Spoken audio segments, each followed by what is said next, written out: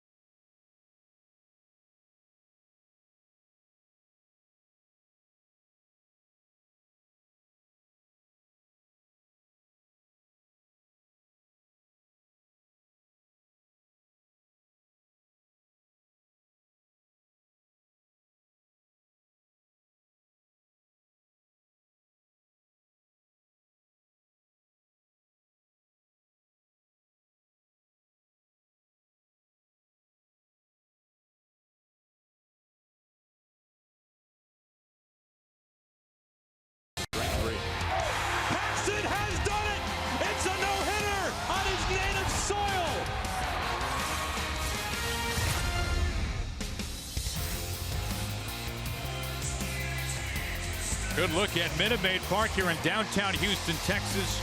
Warm and muggy once again. The roof is closed. The AC is pumping as Wade LeBlanc is up on the mound tonight, taking on Lance McCullers Jr. as we've got the second game of this 2-game series. McCullers coming off a strong start against the Boston Red Sox earlier on this homestand for the Astros. He has historically given the Mariners fits, but maybe his curveball not at its best, at least right now. We will find out soon enough as we take a look at the Jack-in-the-Box starting Mariners lineup. And the Mariners third in the American League in hitting this year. D. Gordon going to lead things off. Then Gene Segura, 2 for 4 last night with a home run. Kyle Seager hitting 5th in the lineup. Kyle, a 3-run home run, his 10th on the year. And rounding out the 9 will be Mike Zunino, also a home run for Mike, his 9th on the season. For McCullers, fastball, curveball, changeup for him. His average fastball this year, 94 miles an hour. 7-3 with a 3.89 ERA, 72 strikeouts, over 27 walks. Opponents hitting just .216 against him. take a look at the defense. Josh Reddick out in right field, just off the disabled list. Strong throwing arm in right field. Carlos Correa has yet to make an error at shortstop. Yuli Gurriel will be at first base.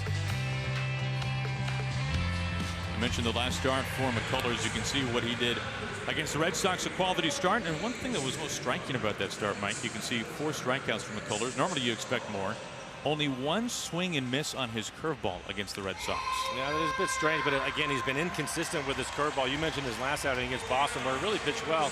The outing before that against Cleveland, 4 1/3. He gave up 7 earned runs, so he hasn't been real consistent with it. Although he threw quite a bit in his last outing, over 42% of the time. His changeup has been a really good pitch for him. The opponent's hitting just 114 off the changeup. Now, McCullers is really kind of a freak when it comes to the curveball, both in terms of the high usage, well over 40% it seems like every season, and the velocity, which it sounds like, Mike, it's even firmer than it has been this year. Maybe that's not a good thing. Well, again, the thing that Edgar was saying is he's getting more around the ball, so the ball is sweeping a little bit more as opposed to the 12-6 action that we're used to seeing. First pitch, D. Gordon, a fair ball into the corner. There he goes. D chugging for second, and he will throttle down at second base. First pitch leadoff double. D started last night with a base hit. His 11th double on the season. And aggressive on the fastball. First pitch of the game. With his speed, it's an easy double. Was thinking about 3, but Reddick able to get it in quickly. Well, nice work by the graphics guys who saw that one coming. Batting over 400 when swinging at the first pitch. So right away, a man in scoring position for Gene Segura. You mentioned his curveball. He has thrown it more than his fastball this year at 43% of the time. His fastball at 40.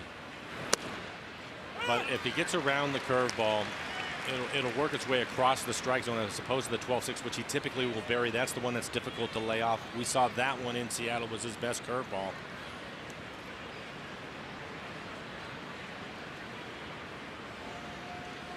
Oh, 1 to Segura. 1 ball and 1 strike. That was the changeup. His average fastball 94 miles an hour. His curve at 87 and his changeup at 87.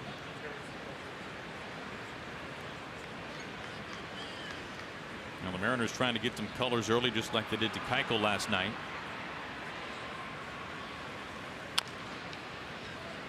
Gene behind. Something to keep in mind as you watch the game. And McCullers, if he gets into trouble. You mentioned the strikeouts against the Mariners, but he's also one of the top ground ball pitchers in the American League. That ground ball rate from McCullers has just gone up each and every season he's been in the majors. And he's been consistent with all of his pitches. His fastball is 60%, his curveball at 55%, and even his changeup is 44% on the ground. That's a good curveball there.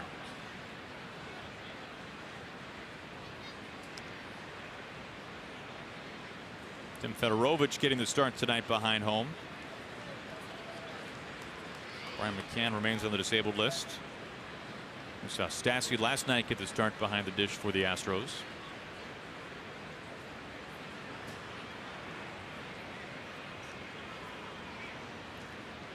Now the 2-2. Swing and a miss for strike 3. And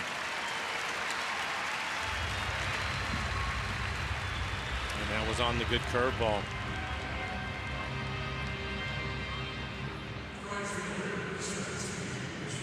One out, one on for Mitch Haniger.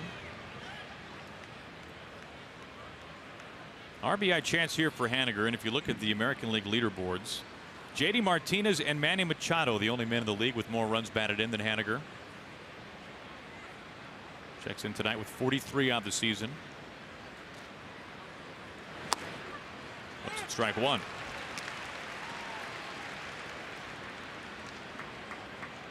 One of the things that can be difficult at times. We were talking about McCullers and his curveball.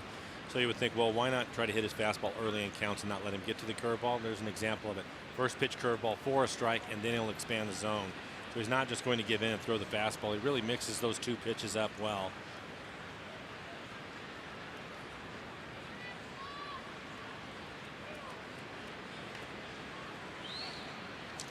Wants to go over things again with Fedorovich.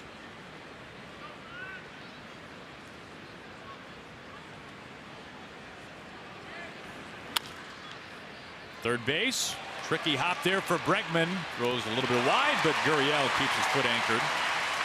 Out number 2, and Gordon has to stay put at second. That was a good play by Bregman. Difficult play. Kind of gets an in-between hop on the backhanded side, and then you're going to see him slip a little bit as he starts to throw. Right about there, you can see his foot slip, but a strong arm.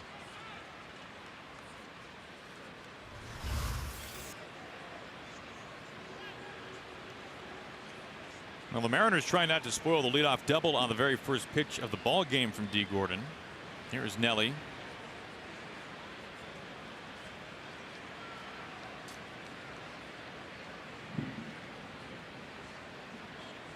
Now, Cruz this year has been one of the very best in this situation. 2 outs, runners at scoring position.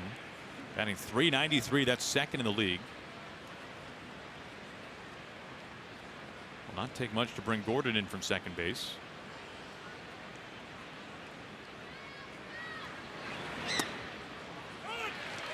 Strike 1.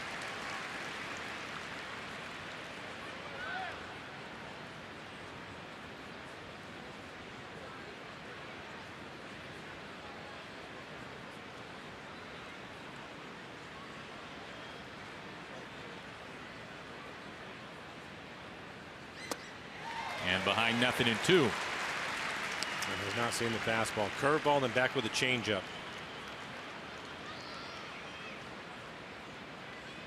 Well, Cruz has historically struggled against McCullers, 3 for 20.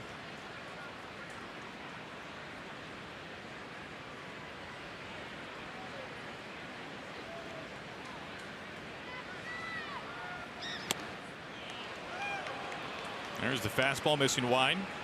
And a good fastball at 97.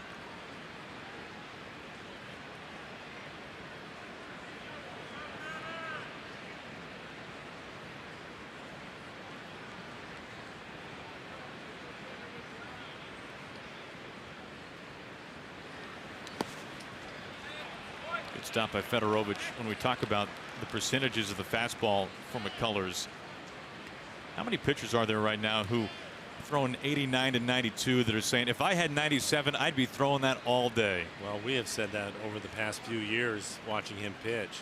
He throws so many curveballs.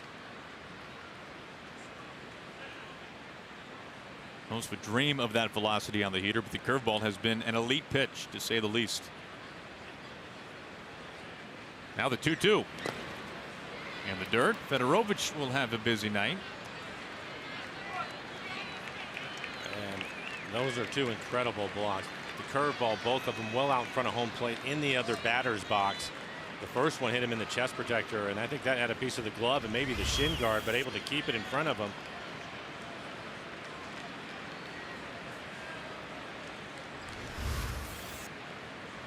Not a ton of big league time for Fedorovich.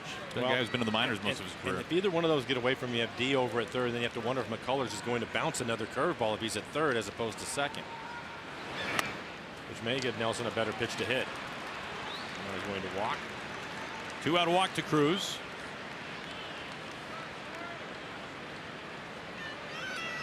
If you look at the lineup, the man in the lineup that has done well against McCullers is this guy, Kyle Seager. Kyle with a couple of hits and a home run last night in his career, hitting .333 with a home run.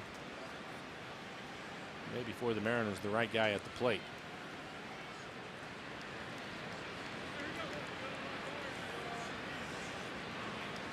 Now Seager now second on the Mariners in home runs and in doubles, third in runs batted in this season. There's numbers you see there against McCullers. He's got Cruz at first, Gordon at second, 2 outs.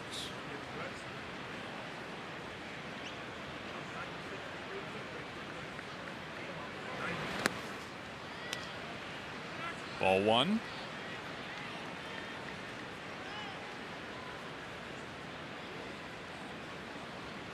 He has just spiked the last 3 curveballs, not even close.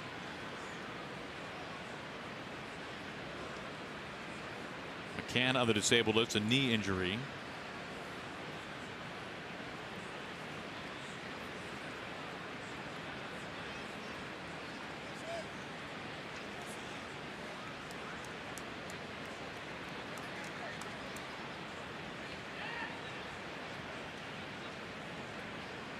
Well, it was Seager last night in the first inning doing damage. A chance to repeat that here in game 2. And the dirt again.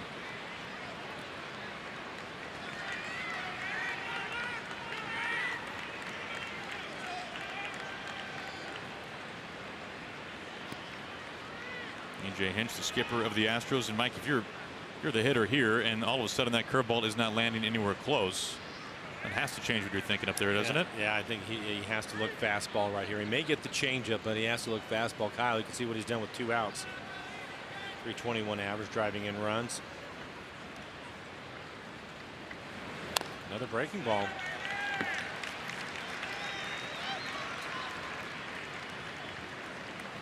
That was a good one to hit. That one was right in the middle of the plate.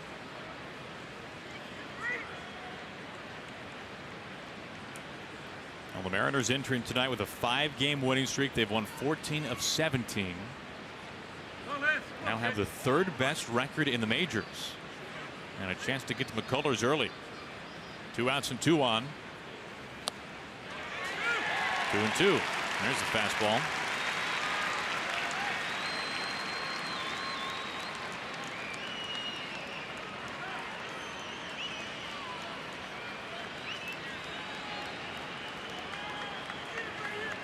This does not feel like an easy first inning for McCullers, even if he can get out of it unscathed.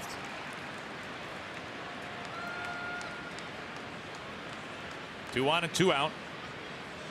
Here comes the 2-2. This is blasted out to center field. Springer is in front of the track, and he makes a catch for out number 3. The Mariners strand a pair. We go to the bottom of the 1st. We have a block about to climb the mound.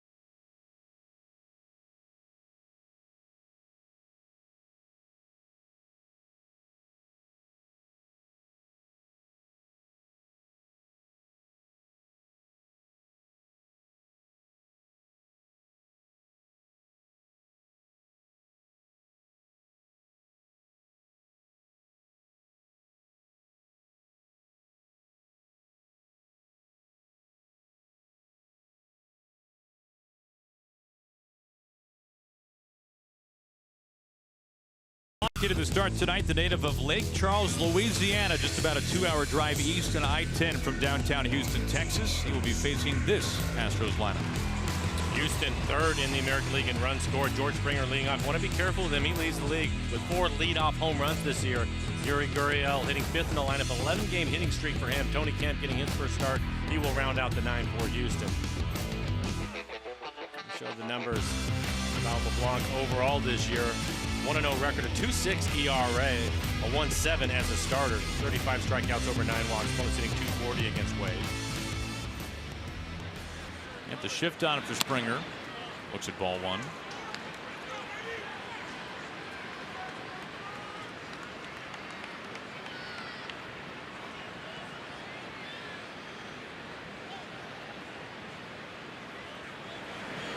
Been amazing, hasn't it, Aaron, when you think about today's game and to think of Wade and what he has done in his last 6 outings for the Mariners. Mariners are 5-1, but a 1.7 ERA, and his average fastball this year, 86 miles an hour. It's remarkable. This gets fouled back off the screen.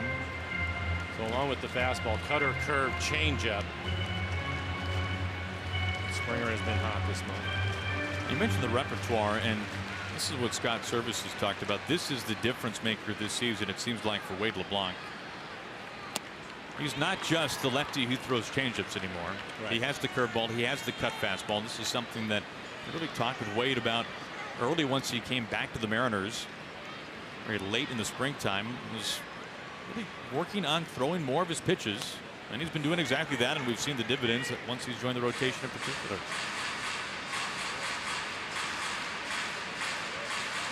Well, his fastball and cutter have both been tremendous pitches for him. Opponents hitting under 200 against both of those pitches, so it gives you an idea of the command.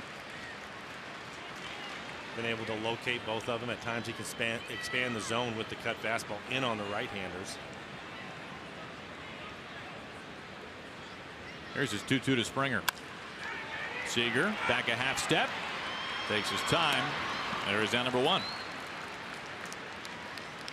And this defense has been superb as of late. They are 4th in the American League in fielding percentage. Denard Span will get the start out in left field. D. Gordon turned 3 double plays in yesterday's game. Has really played well at second base. Mike Zunino will do the catching. Like, you bring up the cutter, and when I look at the splits for LeBlanc, I have to think of the cutter. He is a soft tossing lefty, as you mentioned. His average fastball in the neighborhood of 86 to 87, and yet right-handed hitters are batting .233 against him. How much of a difference, if you're a right-handed bat, is that cutter just enough in on the hands make a difference? Oh, I think it's a real game changer for him. You have to keep them honest. And with his sinking fastball at 86, is typically going to be away. Although from time to time he will try to spot it inside. Curveball is going to be away. His changeup is going to be away. So as a right-handed hitter, you're going to lean out over the plate. And so the only way to keep him honest is to use that cut fastball. It's something we've heard some people, because of the run that he's been on, how well he has pitched, comparing him to Jamie Moyer. Well, when Jamie came up with his cutter, it made his changeup even better, and he had one of the best changeups you're going to see. Just changes everything for you. 1 out, nobody on, behind to Bregman, 2-0. Make it 3-0. Like a cut fastball in off the plate. I think especially in today's game, these guys are seeing velocity every day, and maybe their swings get a little bigger with Wade out there. And he has a chance to jam them up a little bit more with the cutter.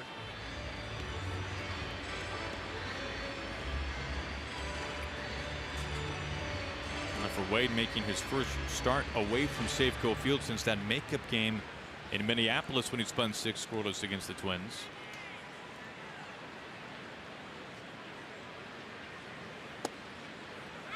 Full count. Has worked back from the 3-0 count to Bregman to make it full. In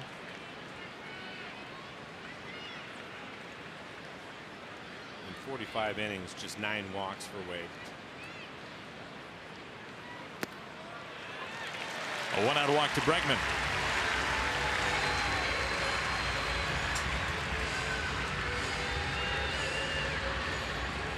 A little bit of a rarity there. Puts him on a board with ball 4. Brings up Jose Altuve.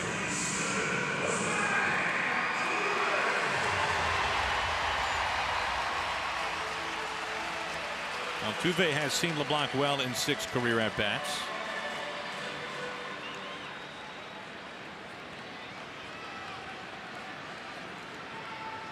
Altuve once again leading the league in hits. No surprise there. Hitting .332 entering tonight.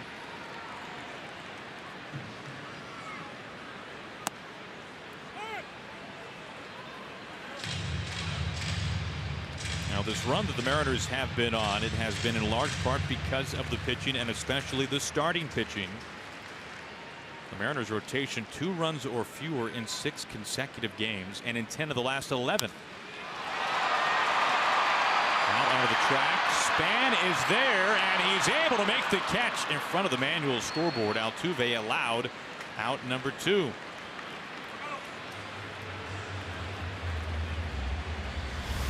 Well, after the fastball, he comes back with the changeup, misses his location, but it's off the end of the bat to Altuve.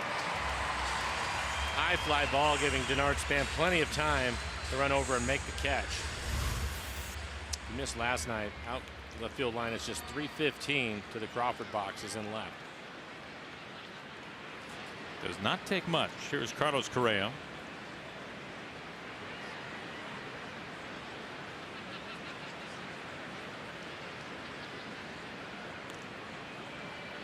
an eye on Bregman over there. 6 stolen bases and 9 tries this season. But over the last 11 games, the Mariners rotation a 2.13 earned run average. They'll block a big part of that.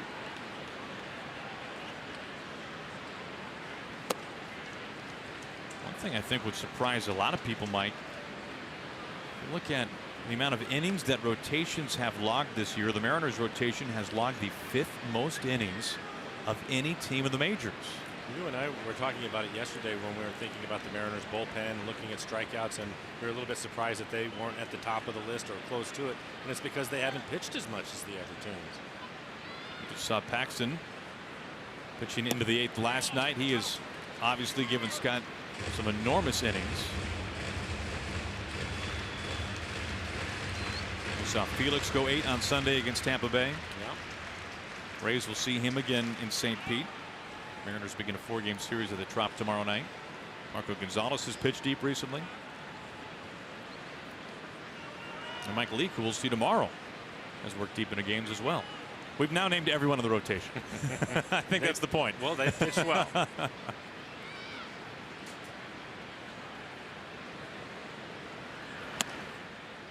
2-1.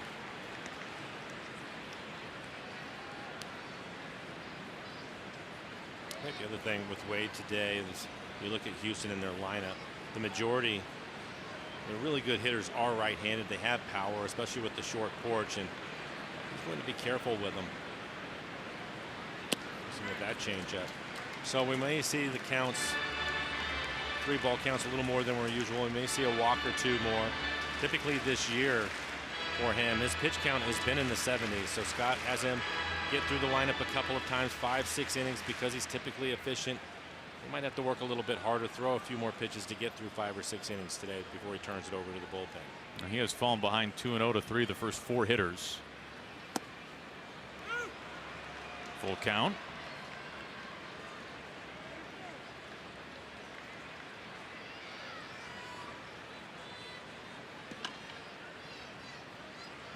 Gurriel on deck, riding an 11-game hitting streak. Astros have 2 outs. Bregman at first after the 1-out walk.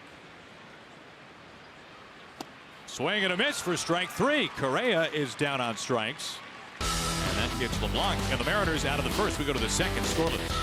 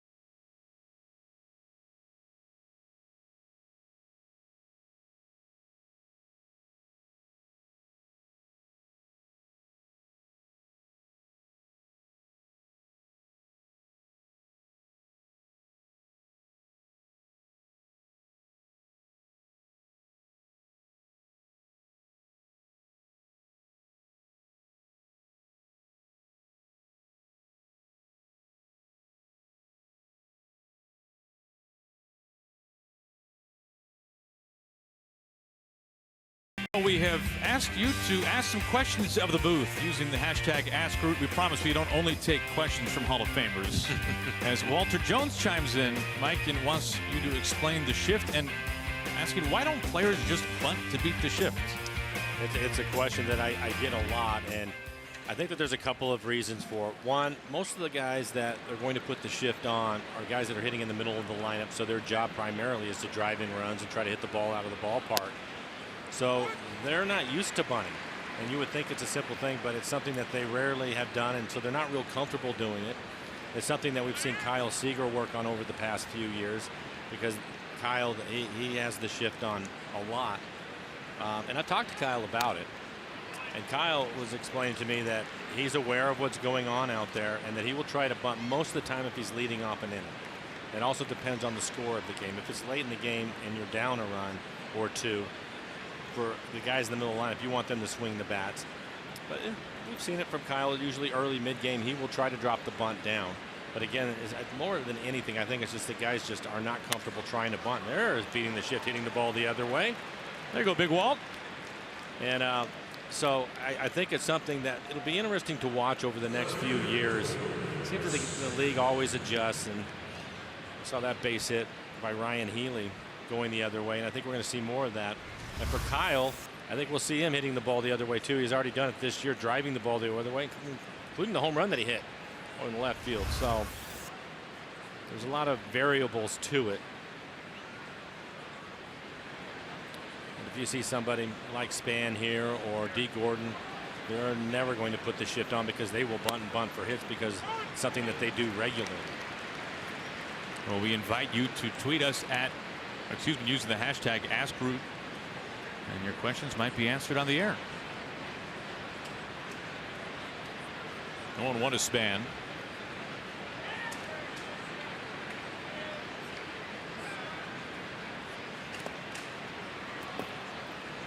I think the other thing that must be frustrating for fans too, Mike, as they watch at home, is not so much the bunt, although that is very valid, but what we just saw Healy do, just simply a base hit the opposite way away from the shift. We rarely see hitters do that, and I think the perception is that hitters are maybe just too bullish on wanting to pull the ball and that they could do that and that they just won't, but it is clearly more difficult than Ryan Healy made it look right there. It is more difficult, and I think if you look at hitters, especially in today's game, we've talked a lot about strikeouts, but these guys are swinging and trying to hit the ball out of the ballpark, and typically that means they're going to pull the ball. It's called foul. And that's what they're working on. I asked Edgar, because one of the thoughts that I had is, we were talking about it earlier, because of the velocities at which these guys are throwing the baseball, does it make it more difficult to inside out the ball the other way, just kind of force it to the other side because of the velocity? And the thing that Edgar said to me is he said that has something to do with it, but more importantly, it's the kind of movement we're seeing on the fastball, especially if the fastball is moving downward, which McCullers will do tonight on his fastball. We've already seen 97, and the ground ball rate on his fastball is at 60%, which is one of the best you're going to see. So there's a lot of movement there, which makes it more difficult also. Second strikeout tonight for McCullers. Well, the Mariners are set to host the Red Sox for a 4-game series at Safeco Field beginning June 14th. Join us for fireworks, giveaways, and star-studded baseball. Get your tickets for one of the marquee matchups of the summer at Mariners.com. That should be a terrific series at Safeco Field. We hope to see you there.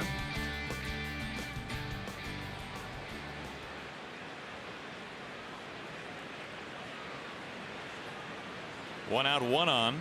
Here is Heredia. Well, when I think about velocity and movement from the American League West, Mike, the first opposing pitcher that comes to mind is Blake Trinan. Yes. That is, there you go. To me, that is the poster child in the division. Yeah, so against somebody like that, you're just trying to hit, right? You're not trying to work the ball on one side of the field or the other. It takes a really special hitter to do that. For those that aren't familiar with the A's closer, he is throwing 97 and 98 with sink and just ridiculous movement. Yeah, you're just trying to hit him. I think, if you think about that, you face guys like that all the time, and then you get somebody that maybe you can handle a little bit better, and the game slows down. Maybe you're going to try to do more damage against that guy than maybe you would with somebody that's throwing harder, and you're probably less likely to try to hit the ball the other way, another curveball. Healy stays put at first base. And for McCullers tonight, he's been inconsistent with his curveball. The first curveball that he threw to Heredia was a really good curveball.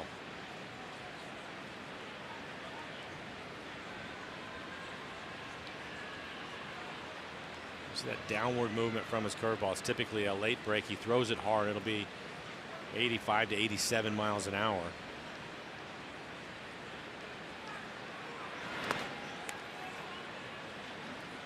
2-2.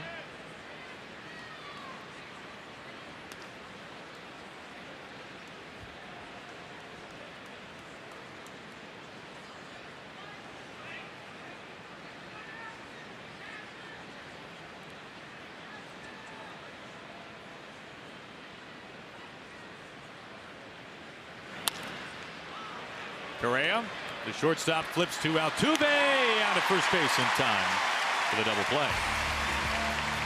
One of the best ground ball pitchers in the game, Lance McCullers, gets away from a leadoff single. We go to the bottom of the second.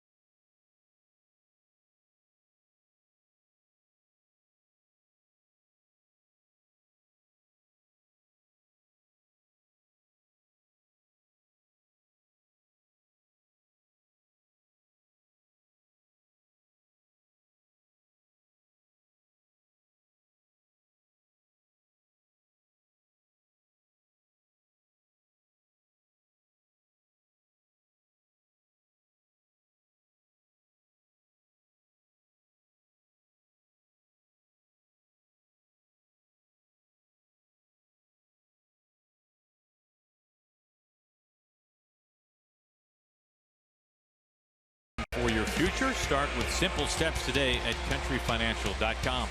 By Safeco Insurance, find a local agent at safeco.com. Do more. And by the International Brotherhood of Electrical Workers, Local 191, investing in our future.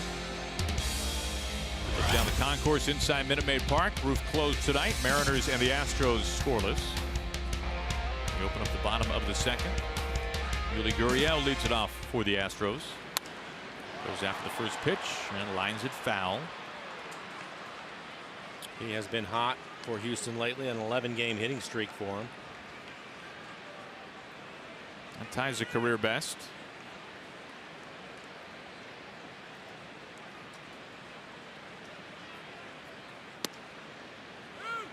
Oh, 0-2.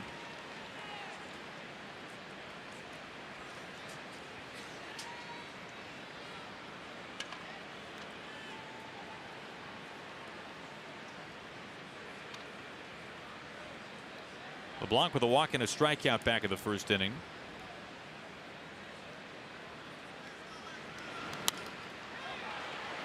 Gurriel, a soft pop-up. Shallow right field. There's D. Gordon. One down.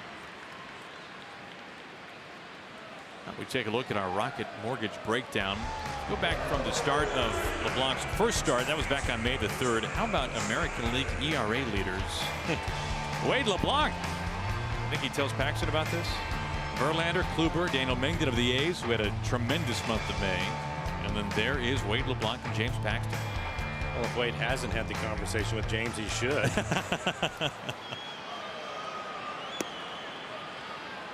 Ball 1 to Reddick.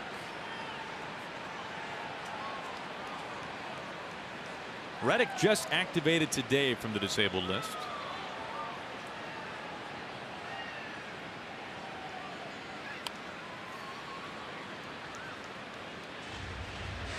Not placed on the DL because of an ankle injury or an arm injury. Placed on the DL with a leg infection that he suffered from a spider bite. Happy all things are all right with Reddick these days. 1-2. Reddick, of course, broke into the big leagues with the Red Sox, traded over to the A's, put together a Gold Glove season there, big power season as well. One of the Dodgers, now here with the Astros.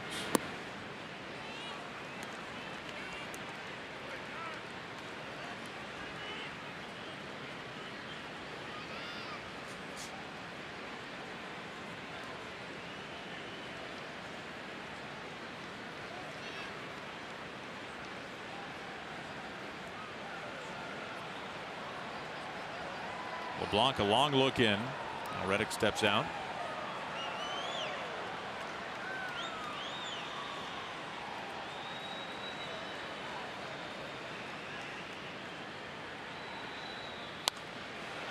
Glove of foul. Foul by plenty. 72-mile-an-hour curveball from LeBlanc.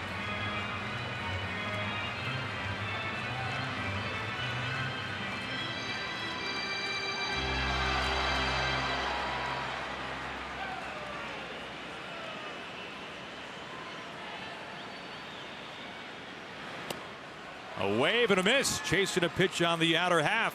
Reddick, strikeout victim number 2 for LeBlanc. This copyrighted telecast is presented by authority of the Seattle Mariners and may not be reproduced or retransmitted in any form, and the accounts and descriptions of this game may not be disseminated without the express written consent of the Seattle Mariners. You will see that from time to time from Wade LeBlanc. The elevated fastball at 87 miles an hour. Typically he's going to pitch down in the zone, but he'll try to get to the top of the zone every now and then when he's ahead. A couple of strikes on a hitter. Evan Gaddis standing in. He'll want to be careful with him. A 571 average, couple of home runs, 4 for 7 with 2 home runs against Wade. A good pitch. It was, but ruled ball 1.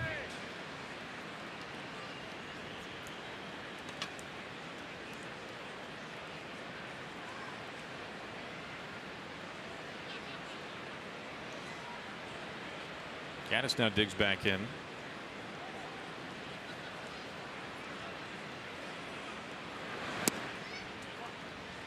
Again.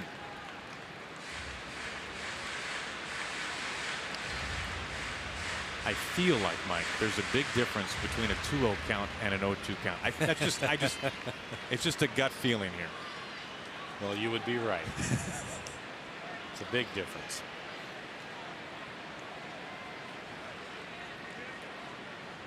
Two outs behind Gaddis, 2-0. Or even a 1-1 count. Split the difference. Sure, yeah.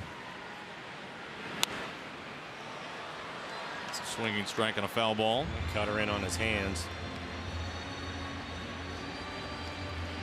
The last 8 games for Gaddis, 4 homers, 9 driven in.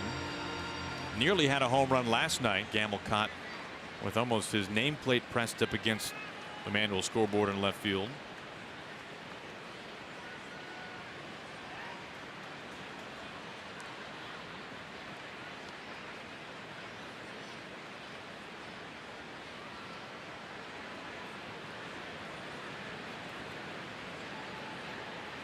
Now the 2-1.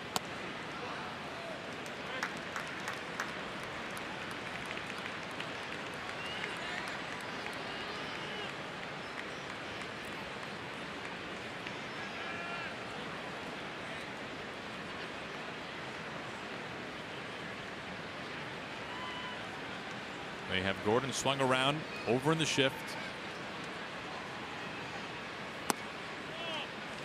A walk to Gaddis. My goodness. Wow. Well, yeah, Mike Zunino is having a conversation with Paul Nauert. 3 pitches in that at bat. Maybe at least 2 out of the 3 should have been called strikes, and that's an area where Wade has to work. He has to work at the bottom of his zone. And he needs to get that call, and those are strikes. They're definitely on the plate.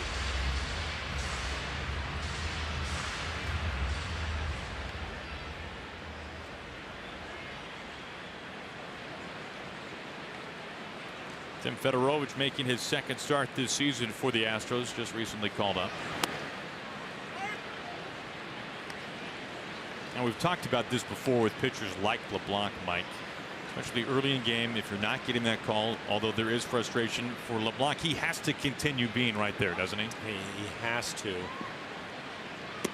It's something that, it's a question I asked Jamie Moyer years ago when we were teammates, and Jamie told me that the same thing. He wasn't pitching on that particular day, but I asked him about it, and he said, I have to stay there, and eventually they will come around and call those strikes, because he gets, quite frankly, can't pitch in the middle of the plate, right? The velocity just isn't there to do that and get away with it. Ahead of Fedorovich, 1-2.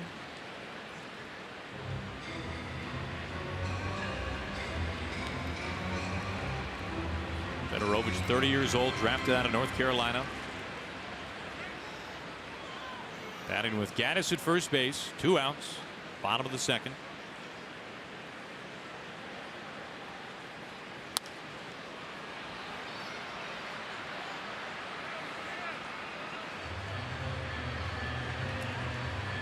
Of course, LeBlanc, in small terms, a former Houston Astro, did not spend much time here back in 2013. Just barely 6 innings, 4 appearances out of the Astros bullpen. Was a waiver claim from Miami.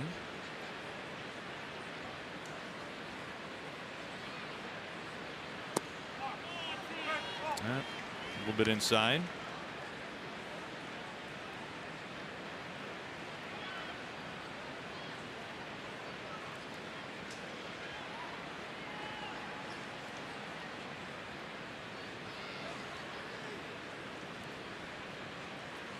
Now the 2-2.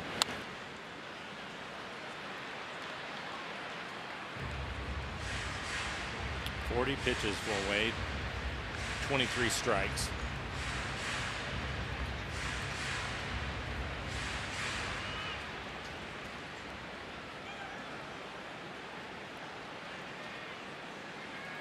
Looking to work around a 2-out walk to Gaddis. Now another 2-2.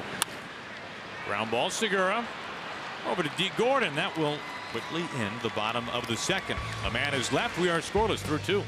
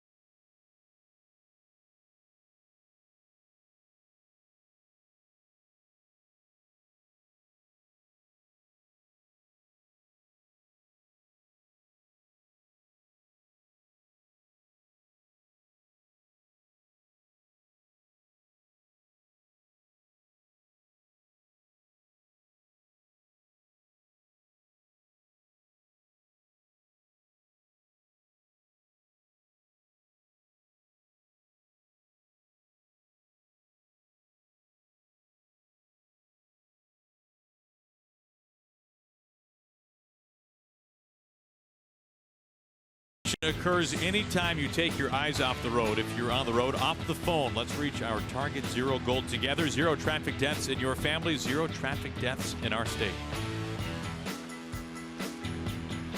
9-1-2 due up for the Mariners to face McCullers. It begins with Mike Zunino. Home run number 9 last night for the Mariners catcher.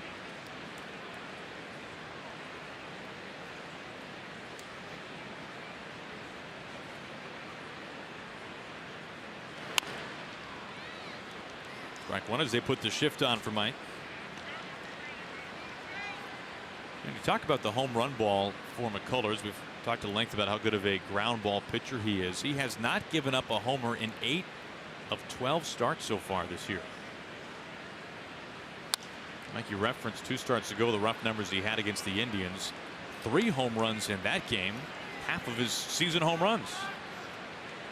My guess would be with the curveball being flat, they took advantage of that.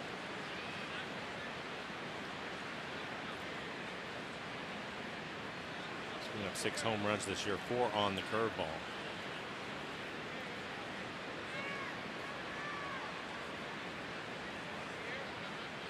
There's the 0-2 off the plate.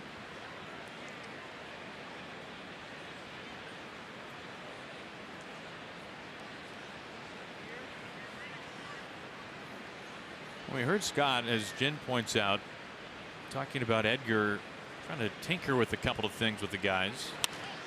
This is line foul.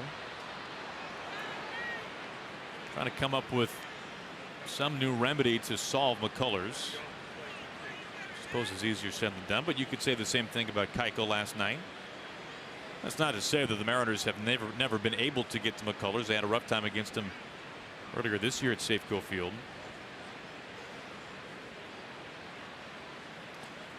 Well, I spoke to Edgar today, and McCullers, and it's not just the Mariners, but anybody that he faces, if he has the good curveball, it's going to be difficult. But because he's been inconsistent, he's gone to his changeup more. And I think more importantly than anything else with him, and it's easier said than done, is that is trying to get him on the plate. Ground ball over towards the shift. Bregman, the Astros third baseman, handles it. 1 out.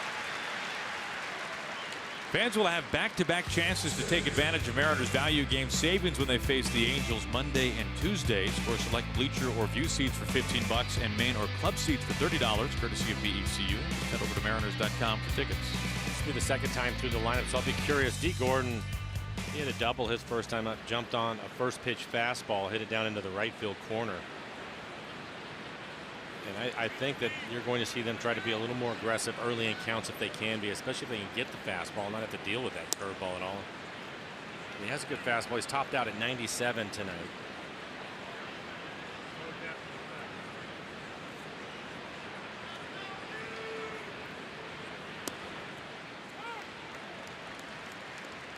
What did D. Gordon?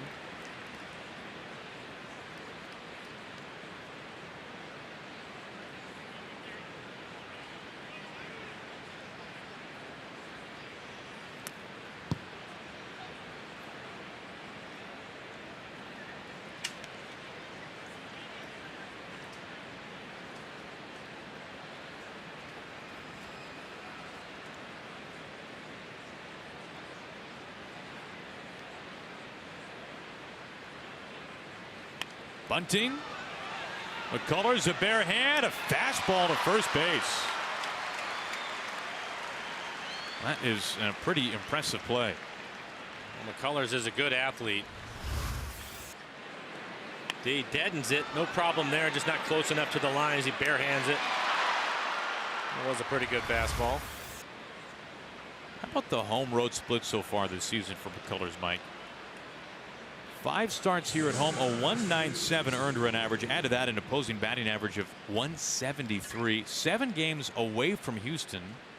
ERA over 5.5. Opponents hitting .250 against him, which looks a lot better than 173. Obviously more comfortable here, but it's a bit surprising because I would consider this ballpark a pretty good ballpark to hit in. He's obviously really comfortable here, whether it's the mound or the way that he's able to prepare.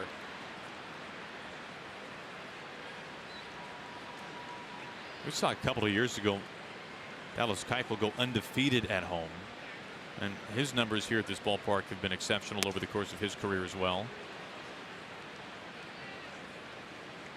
But you would think that this would be a pretty torturous place to pitch on a regular basis, if for no other reason than left field.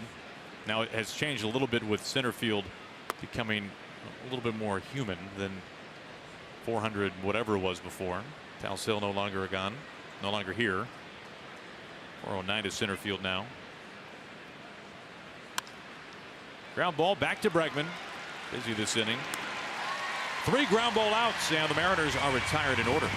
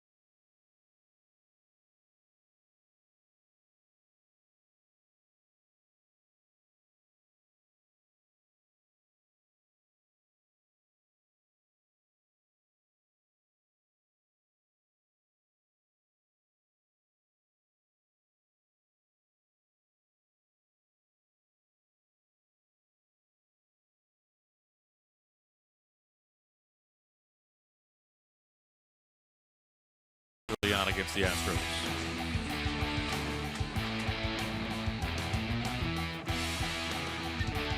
And just a moment ago, Mike, during that commercial break, hey, LeBlanc check it in with Paul Nauert. Hey, we're cool, right, man? Yeah, we're friends. No problem. So, open up the bottom of the strike zone. Strike one to number 9 hitter Tony Kemp. I was watching Wade when he came out of the dugout and he picked up the ball that was out on the mound and immediately turned around and was going to change it. And next thing you know, they're having a friendly conversation out there. Kemp a right out to the gap in right center. Haniger chasing after it, can't get there. Kemp flying past second base. He's chugging for third. The throw, the tag. He is out at third base.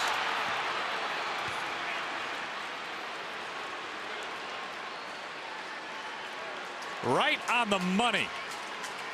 Well, we have talked a lot about the defense, and this is about as well as you can do it.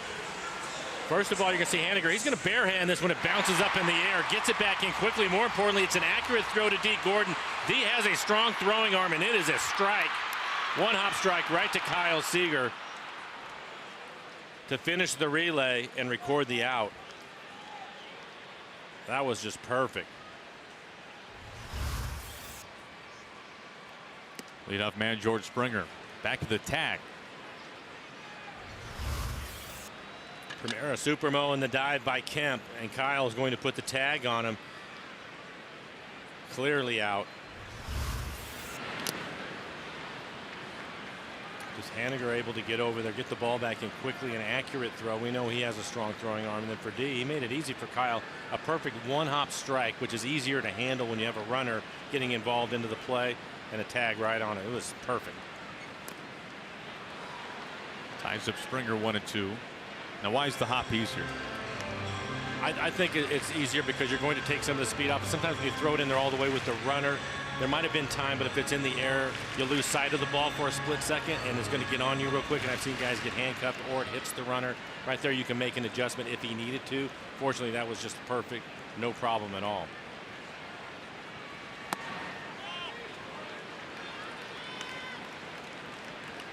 Evens up on Springer.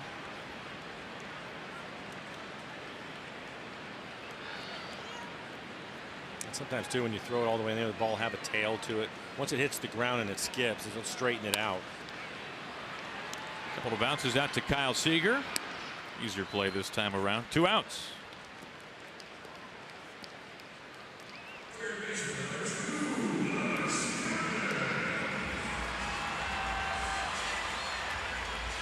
Have to figure a play like that, especially after some frustration for Wade back in the second on the strike zone.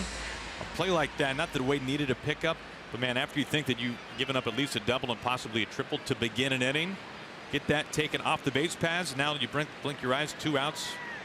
What a pickup that must be.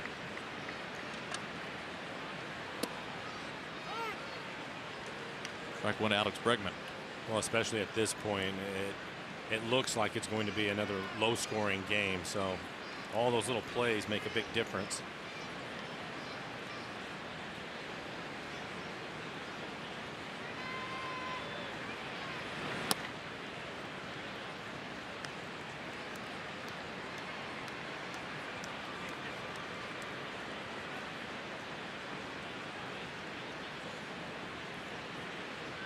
Two outs, nobody on, bottom of the third. Bregman a walk back in the first inning. Line into left field for a base hit. 2 out single for Bregman.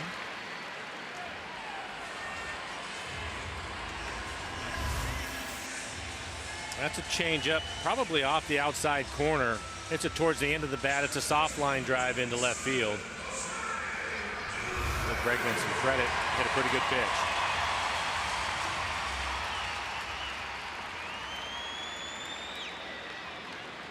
Altuve flew out to the track in left field back in the first inning.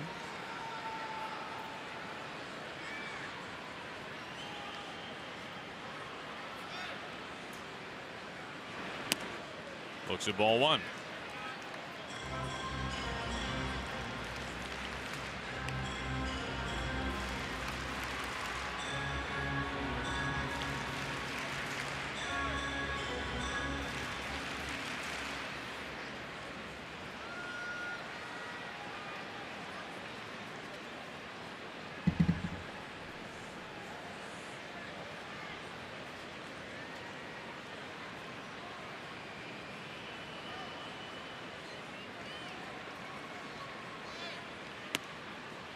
behind 2-0.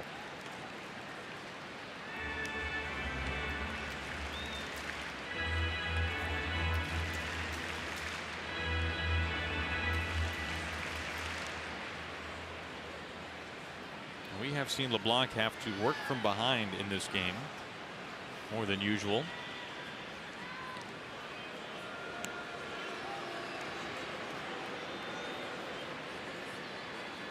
Behind 2-0 to Altuve.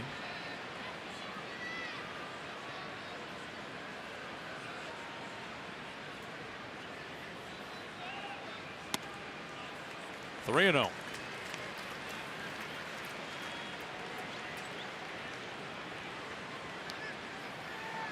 Correa on deck. A strikeout victim in the first. Correa with 10 homers this year.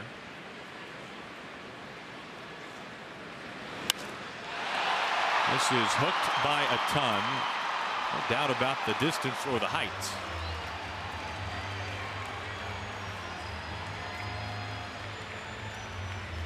Well, that has been a difference this year for Altuve, and it can change. Only 4 home runs this year for the second baseman. He's coming off back-to-back 24 home run seasons. Well, as hot as he can get, you have to think that at some point he's going to catch up, especially hitting in this ballpark. Half of his games here.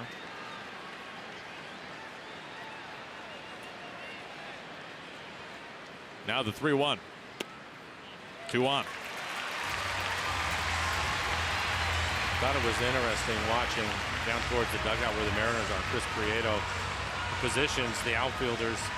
Well, Stottlemyre making a trip out for now. Nobody getting loose.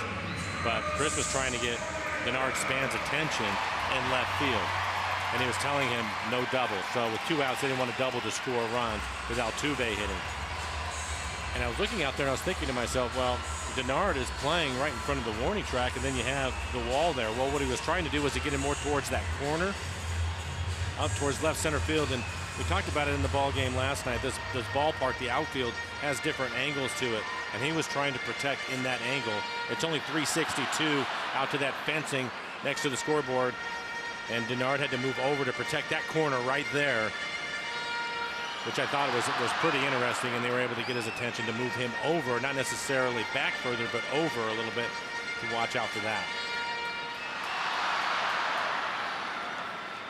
He stands there now with Correa at the plate. 2 outs, 2 on. Bregman at second, Altuve at first.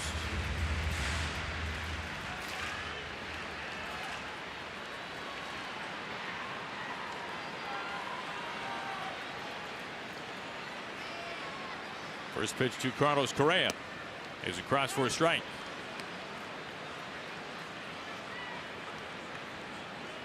Now Correa with 10 home runs this year, 20 home runs each of his first 3 years in the majors.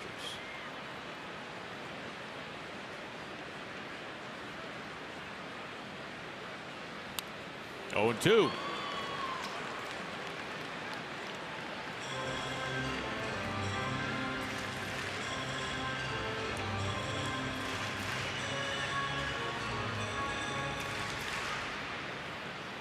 Astros threatening.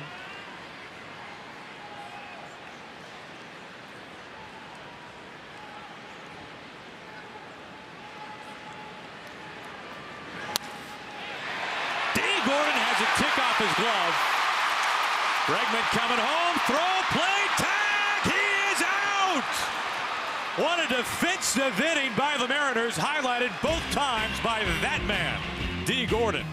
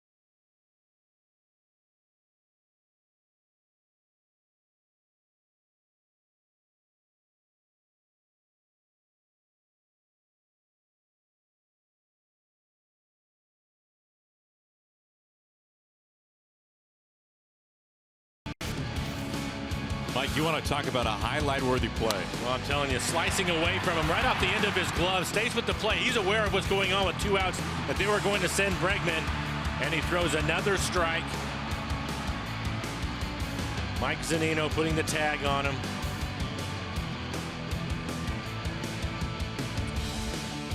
Defense has been terrific this month. Haniger leads it off. Ball 1 for McCullers. No problem with Mike. He gives him the back part of the plate.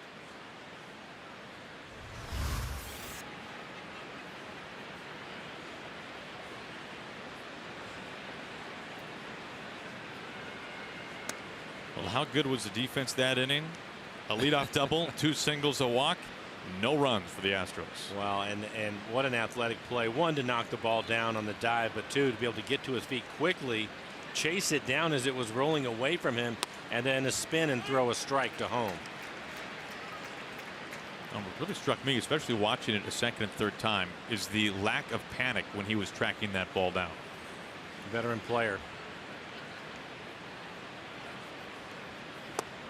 2-2. And because he has done it many times himself, he was aware with 2 outs that they were probably going to send the runner. Once it deflected off of his glove, he knew exactly what was happening. He didn't have to look or peek or any of that. He just went to get the baseball right away, spun and throw. I mean, he just knew they were going to do it, and it was a perfect throw. They appealed. He does not go. So you're saying he deked him? Is that what you're saying, Mike? No, no. I'm saying he made it. I'm saying he made a great play. No doubt about that. Full count to Haniger, leading off the 4th.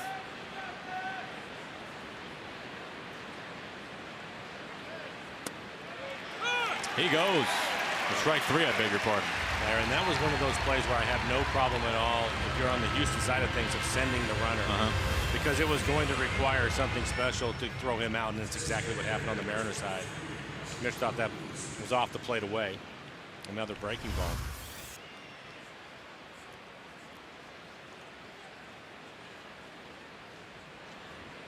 Third strikeout for McCullers, who faced the minimum in the 3rd inning on ground ball outs. Here's Nelson Cruz.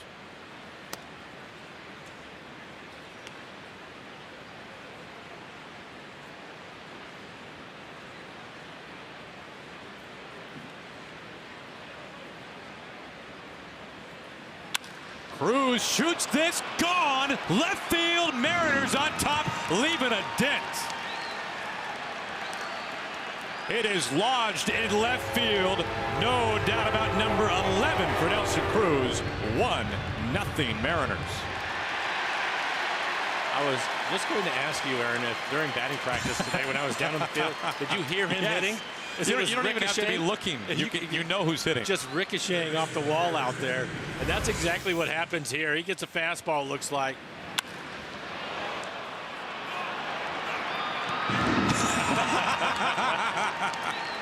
How great is it? There's a dent in that. That's what it sounded like when he was taking batting practice. Ball 1 to Seager. We mentioned how hard it is to homer off of McCullers. Only the 7th he's given up this year. And he took advantage of a mistake. The catcher was set up on the outside corner. That ended up middle in. And he lined it over the fence in left field.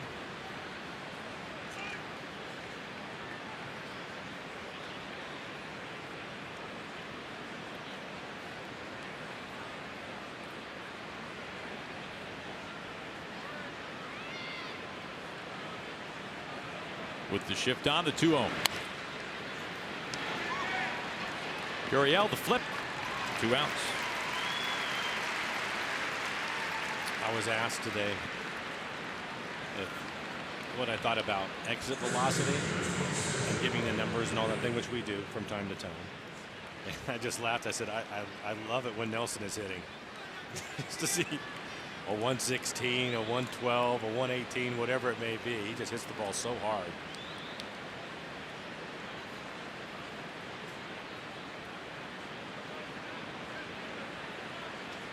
First pitch to Healy. Well, and he hits it that hard with what at least appears to be such minimal effort. Very good point. There is no huge leg kick. This is off the hands. Little flare. Altuve able to climb the ladder and make the catch. Out number 3. Nelson Cruz, though, number 11 on the campaign, has given the Mariners a 1-0 lead.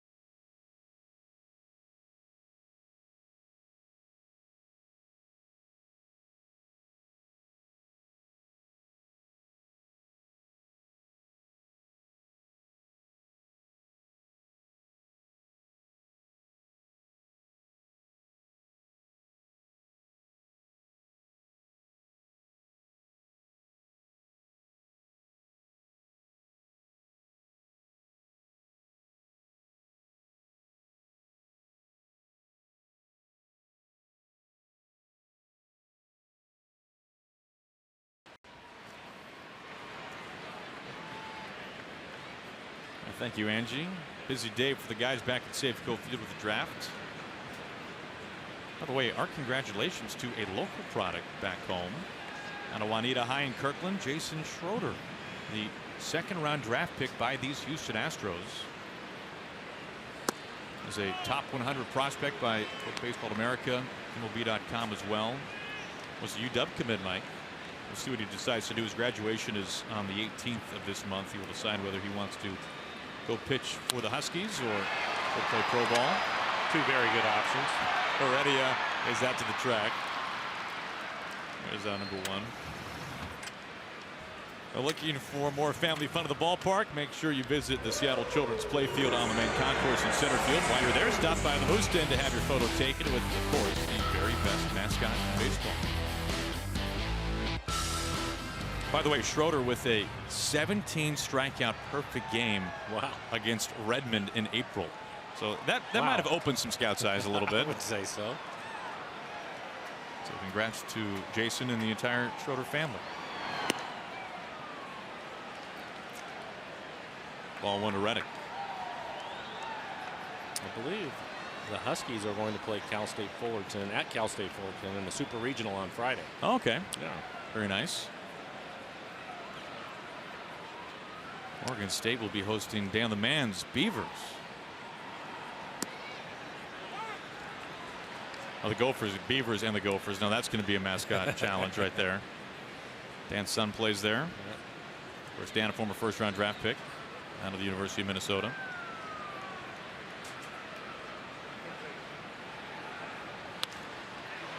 With the gap in right center, Haniger charging full speed ahead, can't make the catch. Reddick held to a single.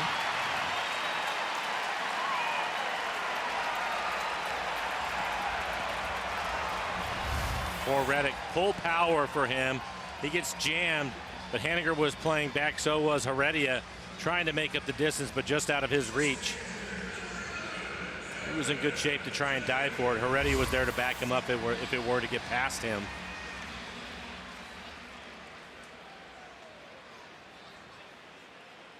One out, one on. Here is Evan Gattis.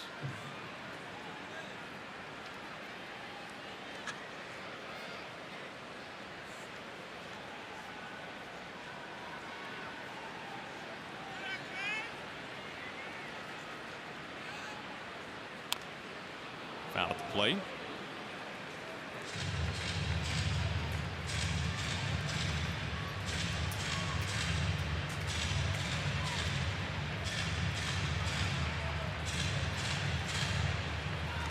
Now LeBlanc has had to work with men aboard every inning so far. Has been able to get out of it.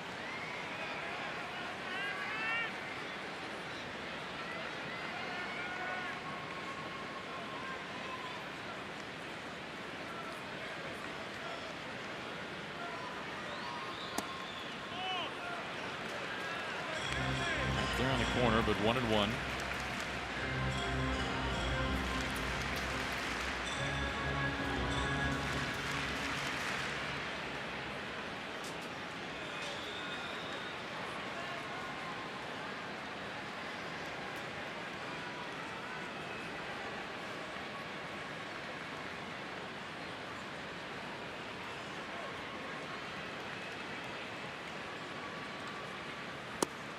Now the hands.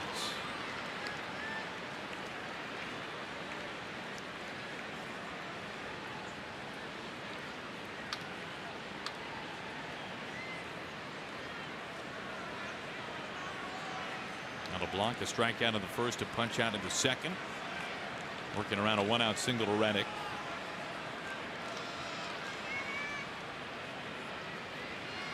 Here is LeBlanc's 1-2 off the plate.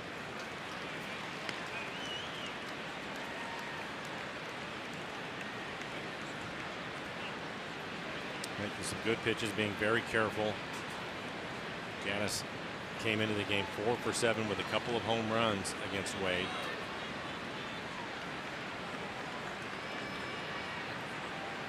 He is the go-ahead run at the plate.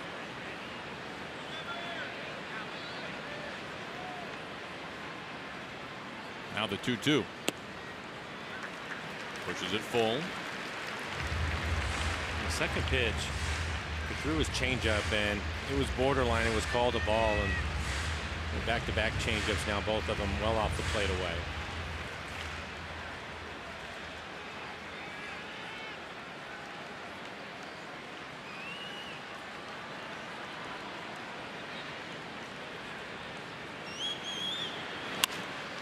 Pulled foul. Let's take it off.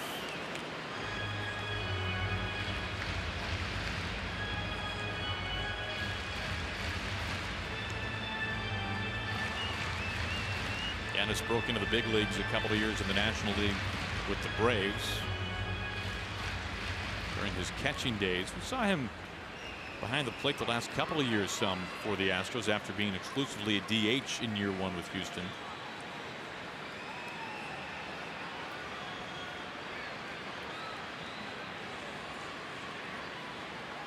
The first.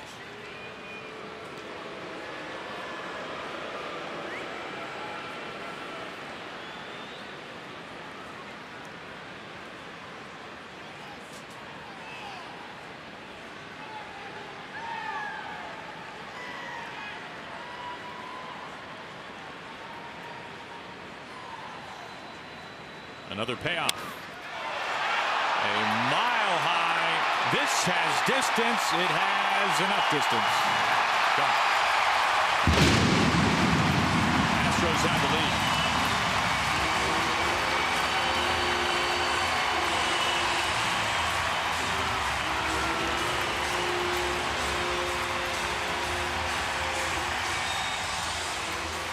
And for Wade, he hasn't missed location on the plate often today, but this is going to be a pitch. He wanted it on the outside corner and unfortunately ends up right in the middle of the plate. 87 miles an hour. Powering home run for Gattis.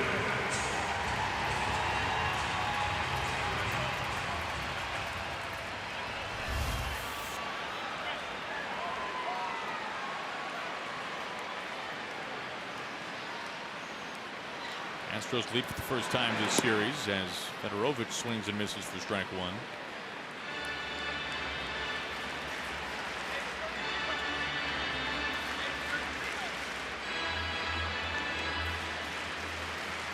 Wade is now at 72 pitches, 43 strikes.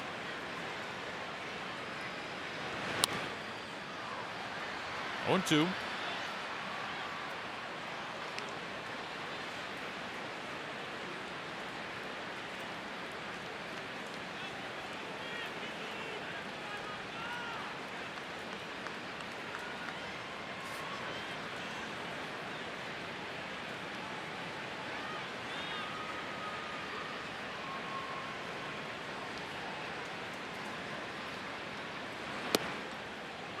Strike 3 call. 2 outs.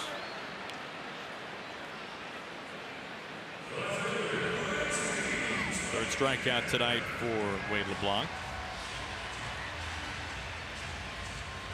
That brings up Tony Kemp, number 9 hitter.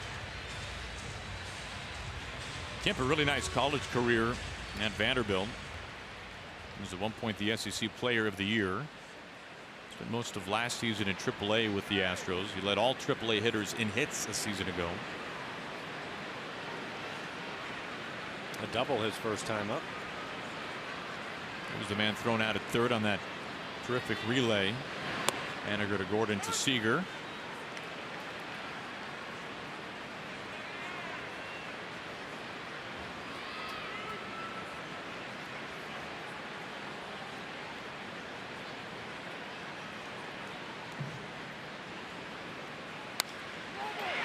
Underneath Healy, past Healy. Haniger finds it in right field. Tony Kemp 2 for 2. Production out of the number 9 hitter. 2-out single. Well, cheer on the team, then round your way to home with the Sound Transit Day Pass. Learn more at soundtransit.org.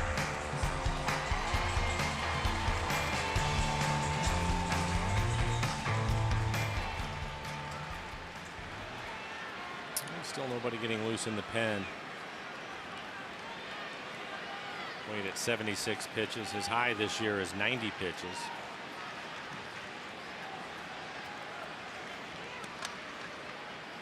Two outs. Kemp at first base for George Springer, who was twice grounded out to Seager.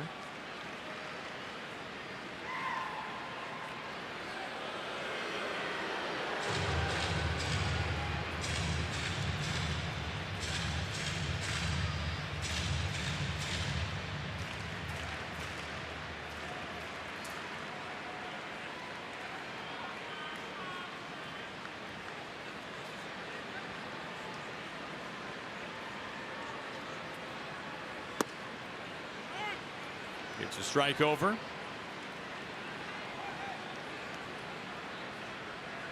Springer with 13 home runs this year.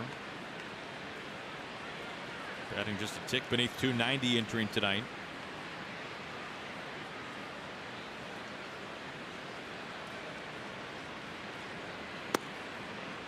Inside.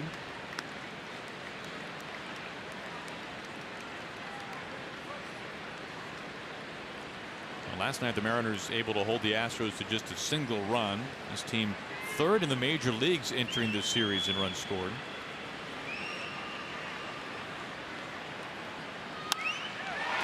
Out to left span. Hustling back on it. Looking up. Off the wall. Kemp rounding third. He scores. That's a 3-run inning for the Astros.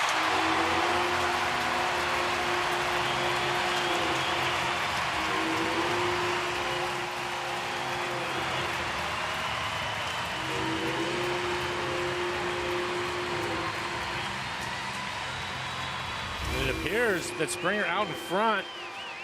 He is a little bit, but he barrels it up. Hits off the fence and gets past Span.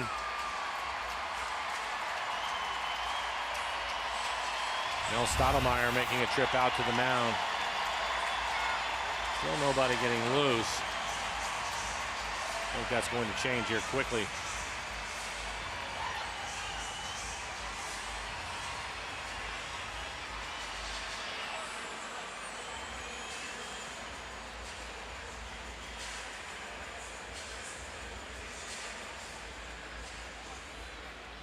Chasen Bradford getting loose.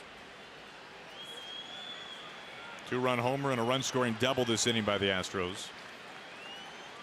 Bullpen is well rested, so going to them early will not be a problem for Scott. Bregman has been on base a couple of times, a walk and a base hit into left field.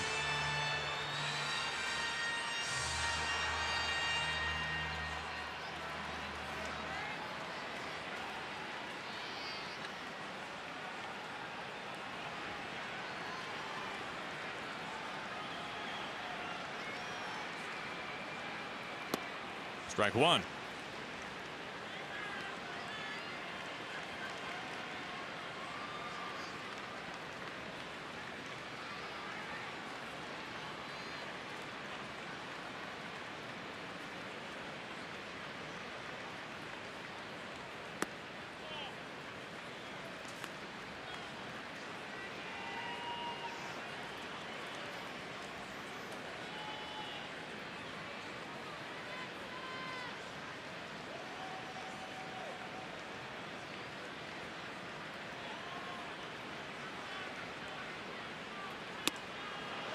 Ahead now 1-2.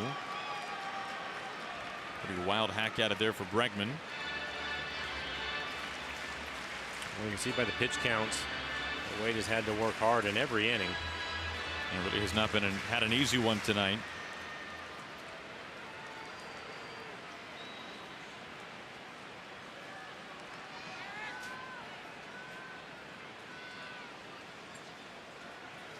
LeBlanc's 1-2.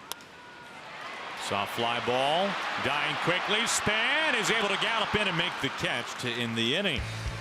3 runs due cross, however, highlighted by the 2-run shot by Gaddis, and the Astros have the lead.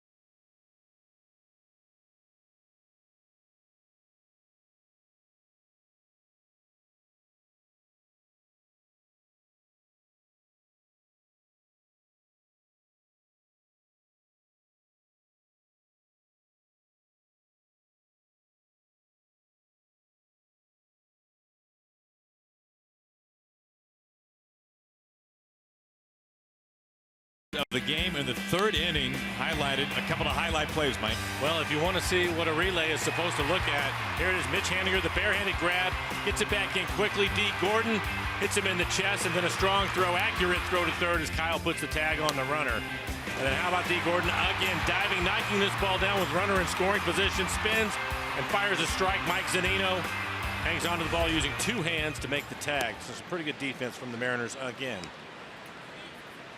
Awfully impressive in that inning. Here's Denard Span leading off the 5th. Mariners now trailing 3-1.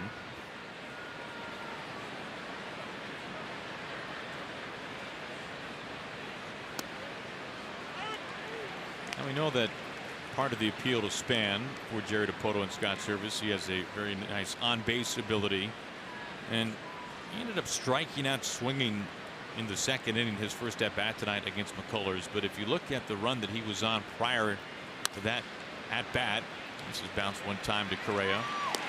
Mike, that was the first time in 19 consecutive plate appearances that Art Span swung and missed at a pitch. That's impressive, isn't it? It is. As you might imagine, that was the longest active streak in the majors. Well, especially, I was going to say, especially in today's game. Yeah. You bet.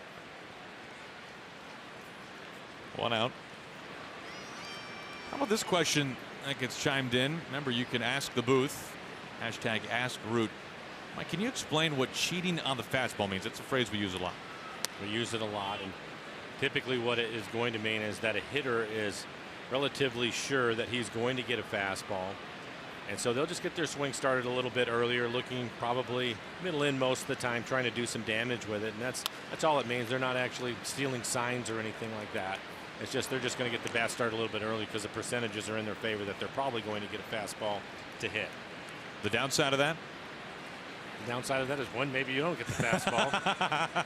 But two, I think sometimes when you get into those situations, maybe you're a little bit too aggressive, and even though you get the fastball, you might end up fouling it back and missing it. At this level, I would say that most of the time the guys, if they're going to cheat on a fastball, they're typically going to hit it hard somewhere. And I think you see more of that in today's game just because of the velocities that they have to deal with. Who bounces that to Bregman. Strong throw to first, 2 outs.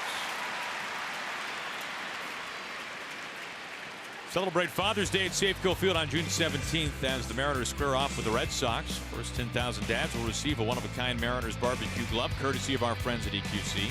Take that out to the ball game by going to mariners.com to pick up your tickets. It'll be a fun day at the ballpark. 1:10 our first pitch time against the Red Sox. Mariners fans taking this one in tonight in Houston. Here's Mike Zunino.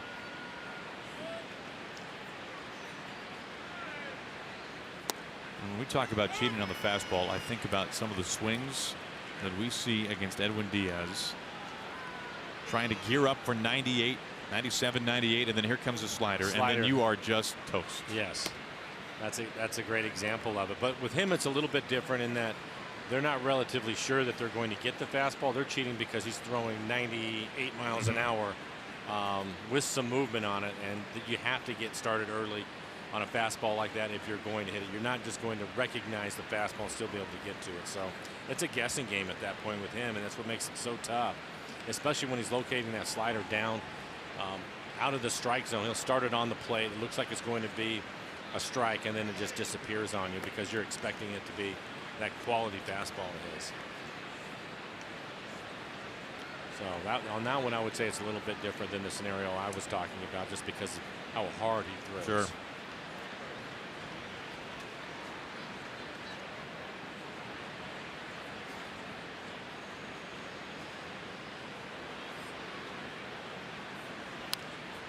Mike gets a piece, 2-2. Good fastball at 95 right there. I think that's one of the strengths for McCullers, especially when he is on with his curveballs. He can throw it for a strike and then bury it, and you're aware of that. And he'll throw it more than his fastball, but you still know he can hit 97, which he has tonight. Zunino a ride out to right center field. Springer is still going after it. And he makes the catch. The side retired in order here in the top of the 5th.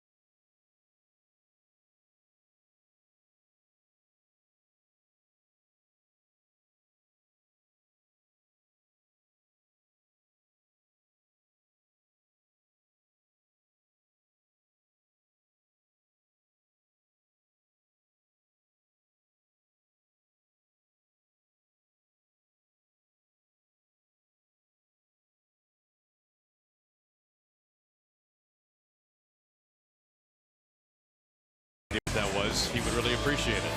Well, appreciate it. We got a pitching change, Mike. A short start tonight for Lovelock. 4 innings, 7 hits, 3 runs. They were earned. 3 walks, 3 strikeouts, 83 pitches, 52 of those for strikes. That brings us to our Beaking call to the pen as Jason Bradford on to work things here in the 5th for the Mariners. Fastball in the low 90s with a slider. 20 appearances. He's pitched well for the Mariners. A 1.9 ERA. 20 strikeouts over 5 walks. Opponents hitting just .227 against him.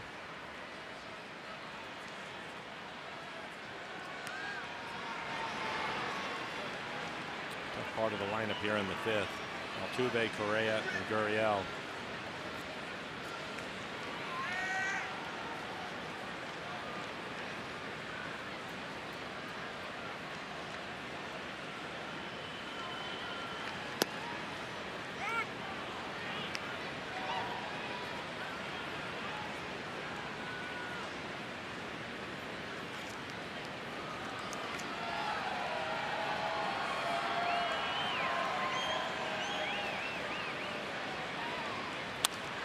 In play, Segura, able to put the stop on, pick up, spin, throw, and he got him. What a play by Gene Segura. Well, we've talked a lot about the defense and how well these guys have played, and over the last 2 nights, they have put on a show, whether it's making routine plays or taking hits away. This pretty good fastball, another spin, gets up quickly. Ryan able to keep his foot on the base, showing some range, and a pretty good fastball to get Altuve, who can really get down the line. What an effort. Ball one to Correa. Now, Segura's playing as good a shortstop as we have seen him play in his Mariners career. I would agree with that, and we probably haven't talked about that enough just because of all the things he's done offensively for the Mariners, but his defense has been tremendous.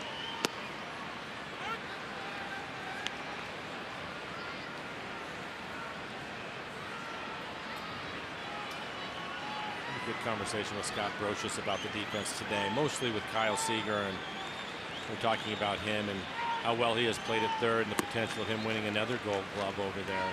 He's had that kind of year, but I was talking about it, just the guys on the infield not only making all the routine plays, but turning some difficult double plays and taking hits away. It's been a lot of fun to watch. Really played well. Hoping the pitcher's out. Now, Scott spoke today specifically about Seager's throws to second base and how they are always on the body, right to the chest of D, and how that makes, in this case, D. Gordon's job so much easier when he can have that glove close to his chest to start the turn on the first. Talked about it, whether it's been Robbie or D now, and for Kyle, he gets rid of it quickly, and that's one part of it, but the other part is then they can make a decision because the throw is accurate. He loses him and walks him right here, but the throw is accurate, Aaron, so they can decide whether they want to come across the bag, step back behind the bag, whatever they need to do depending on where the runner is, they can make their decision. So one, they can turn the double play, and two, also protect themselves. So 1 out walk to Correa brings up Yuli Gurriel. 0 for 2 tonight, trying to extend an 11-game hitting streak.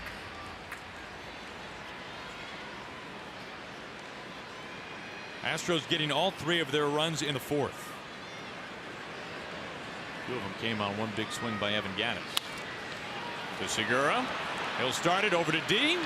Whips the toss to first base. Double play. That abruptly ends the 5th. Mariners down by a pair.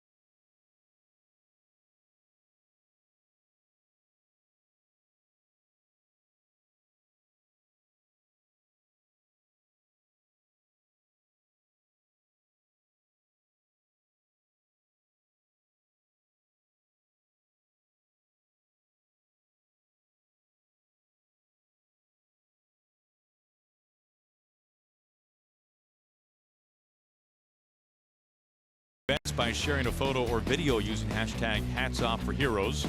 For each tweet or post, T-Mobile will donate $1 to support veterans.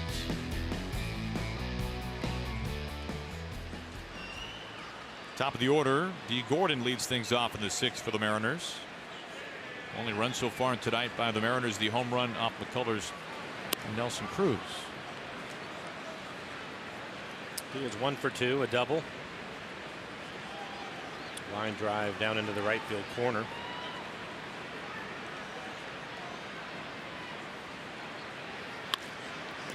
What a snag by Bregman and on the grass.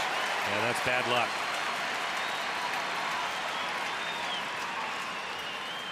Bregman playing in because D will try to bunt for a base hit. Inside out swing, trying to hit the ball by him because he's so close. And just good reactions. A little bit too close to Bregman. Gives him a chance to glove it.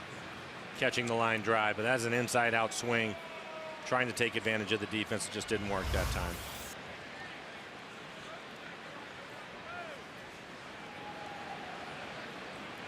In steps Segura. For his pitch, Correa able to put a glove on it. A throw offline. Impressive to get there and get such a strong throw off. But Segura aboard with the base hit. Get home field advantage on Silver Bullet Saturdays. Download the Coors Light Rewards app and start earning points towards rewards like Mariners tickets and Coors Light beer while supplies last. Coors Light, the world's most refreshing beer.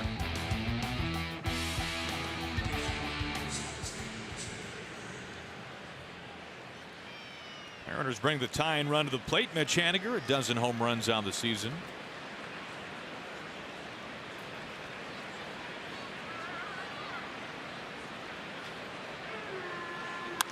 On the first pitch, through the left side, Segura moves up the station into second. Mariners have 2 on with the 1 out. And Nelson Cruz coming to the plate.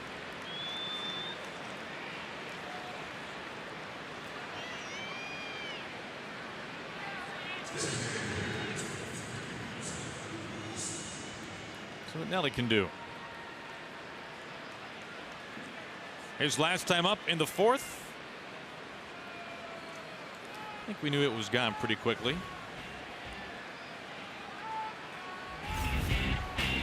A look at it.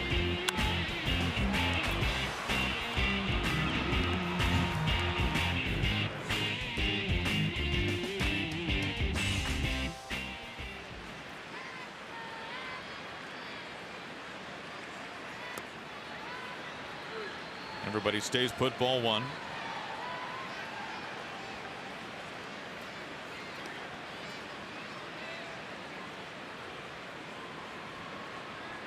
Of course, the Mariners with 3 home runs last night off of Dallas Keuchel. 4 home runs in this series so far. Tonight, the final game, just 2 games here in Houston.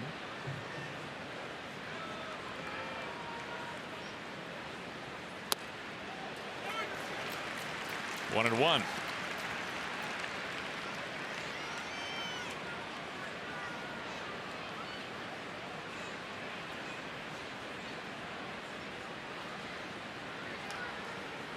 Cruz to go ahead run at the plate.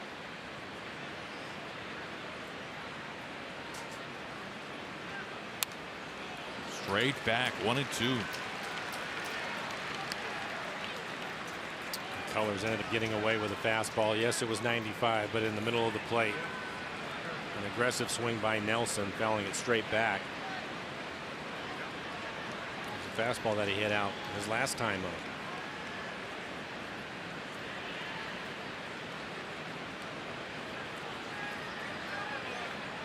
The 1-2. Hard hit ground ball into left field. Here comes Segura. He steams around third. He's coming down the chalk and scores. The Mariners are within a run. 3 consecutive base hits by the Mariners here in the 6th inning. It's 3-2 Houston. Second RBI for Nelson. Set up away, ends up in the middle of the plate. Back-to-back base hits in the hole through the left side of the infield. A lot of top spin on that ground ball.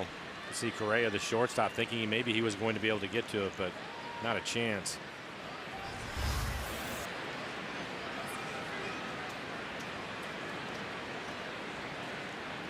Now Seager, good numbers in his career against McCullers. Looking for his first hit against the right-hander tonight, however. Haniger, the tie-in run in scoring position. Jackknife for ball one. Kyle with a couple of hits last night, a 3-run home run out to left field.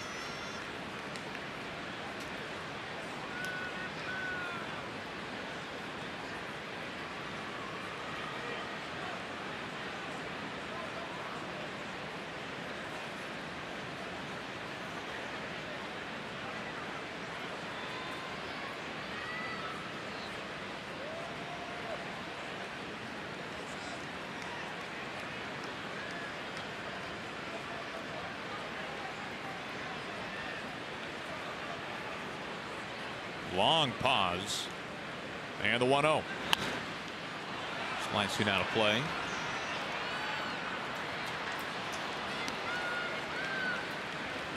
Now 3 straight base hits for the Mariners. This on the heels of McCullers' second time through the order, retiring 8 of 9. The only man he did not retire was Nelson Cruz on the home run.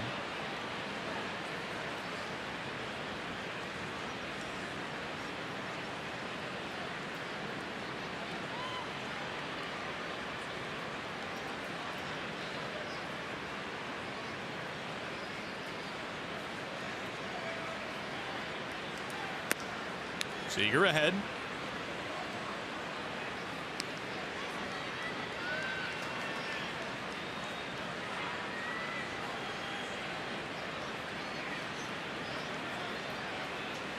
Seager third on the club in RBIs. He's driven in 36 this season. RBI chance here, 1 out, 2 on. Mariners down just a run.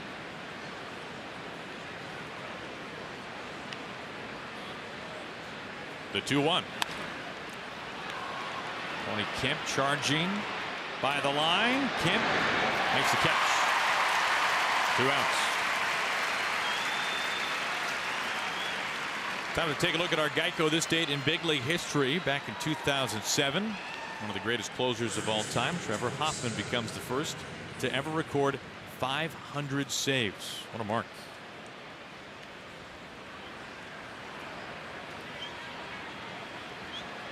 Now, disappointing news tonight as we find out that Hall of Famer Red Shandy's passing away at the age of 95, the oldest living Hall of Famer to pass away.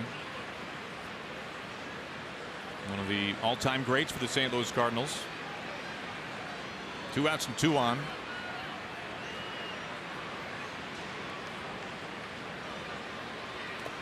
And the dirt. Bobby Dora was the previous oldest living member of the Hall of Fame. He passed away at the age of 99. Native of Oregon. Speaking of Oregon, Ryan Healy at the plate.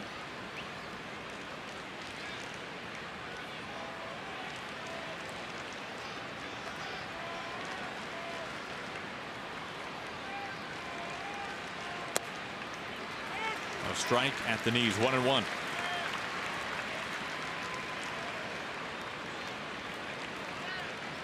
Expecting Healy to pull the ball on the infield. A base hit through the right side of the infield, his first time up.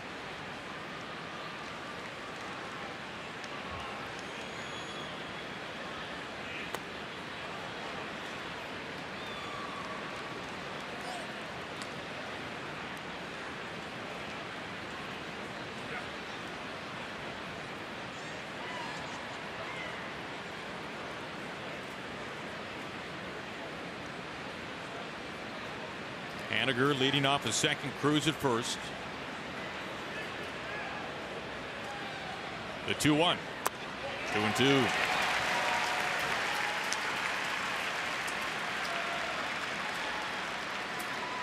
When he throws that pitch like that, it looks like a wiffle ball from up here sometimes.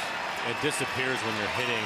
You go to attack it, it looks like it's going to be on the plate. He throws it hard. That last one was 87 miles an hour.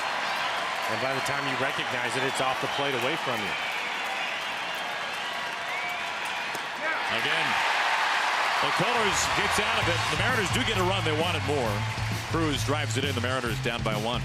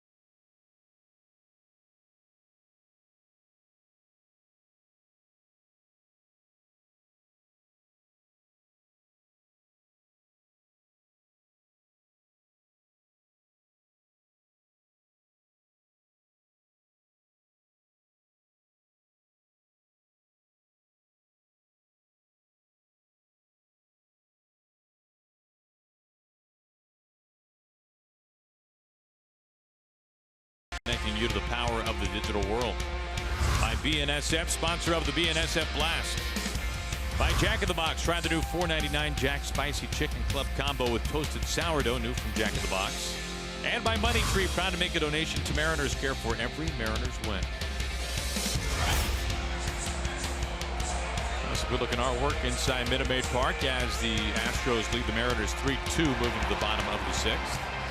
James Pazos up on the mound for the Mariners, taking over for Chasen Bradford. Hard-throwing left-hander. His fastball 95 to 97 miles an hour. Hard slider. 23 appearances, a 1.31 ERA. 21 strikeouts, just one walk on the year. Giving up one home run.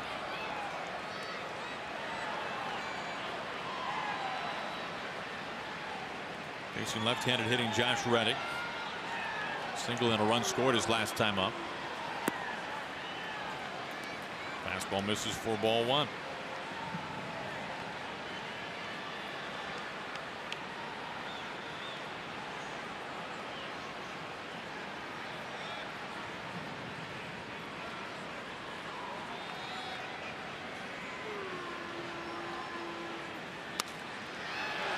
Soft fly ball out to Denard Span and left. 2 pitches and a 1 out. MLB At Bat is your #1 Mariners app. Customize your experience to catch every moment this season. Get the Mariners home screen icons and features such as the MLB.TV Game of the Day, pitch tracking, in-game highlights, live radio broadcast stats, news, and more. Download MLB At Bat today.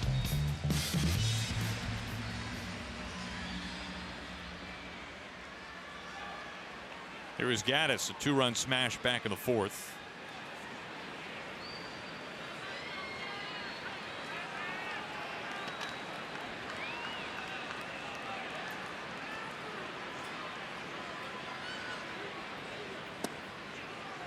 Missing ball one.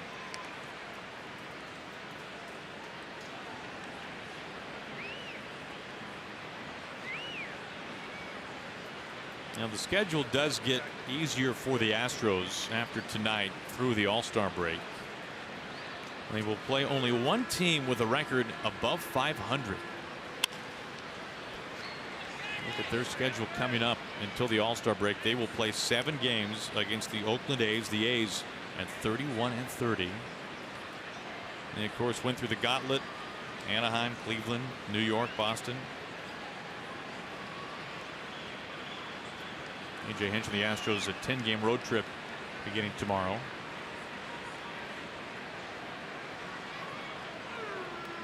Begins in Arlington. Well, we heard Scott Service saying today that notably Nick Vincent, also Chris Herman, have to start a rehab assignment sometime soon, likely in Modesto. Good to have Nick Vincent back in the fold, especially. A couple of good fastballs from Pazos. 95, 96 miles an hour. Both of them inside, trying to stay on his hands. Might set up in again. Another pitch in tight, up high. Still 1-2.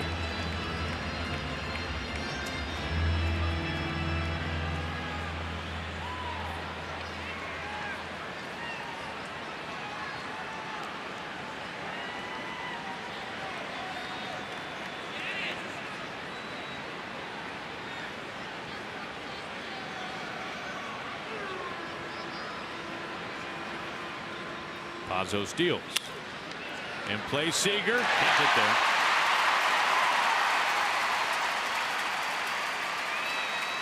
Gaddis aboard for the 3rd time. A walk, a home run, now a single.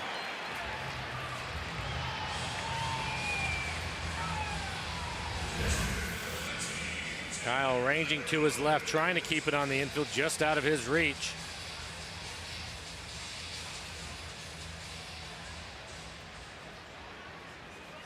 Maybe even right off the end of his glove. Didn't miss it by much. Here is Tim Fedorovich, the number 8 hitting catcher. Looks at ball one. And Pazos ball one to each of the first 3 hitters faced.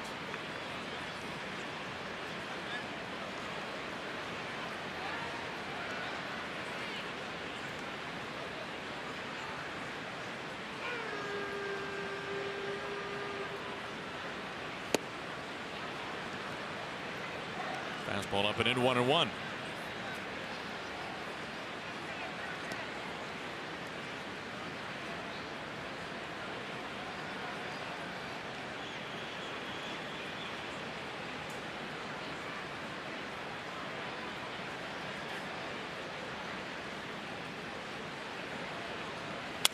Broken bat. Ground ball. Segura. D. Gordon onto first base. Second double play to end an inning tonight. Turned behind a Mariners pitcher. 10 pitches for Pazos. 3 outs.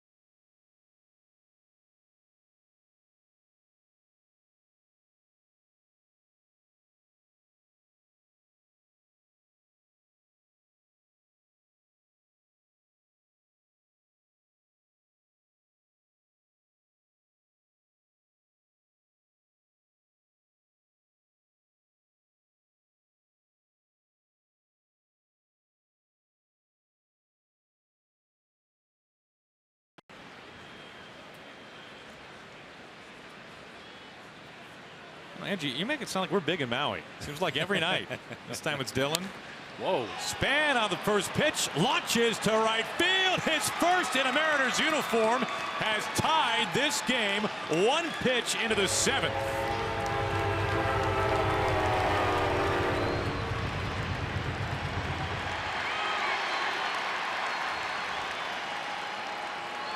And it is a line drive that gets out in a hurry on the first pitch. Bernard Span, we've talked about how patient he's been at the plate. Well, he's aggressive here. First pitch fastball, middle of the plate. No stride at all, just some quick hands. And a loud noise. Second home run tonight against McCullers. Not an easy thing to do.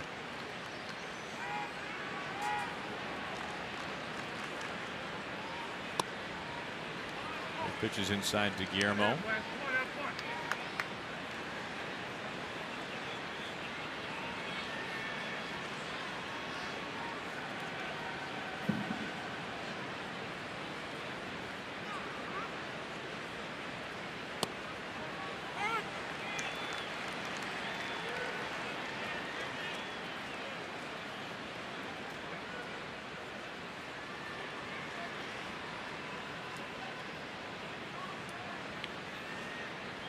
The 2-1. Off the top of the glove.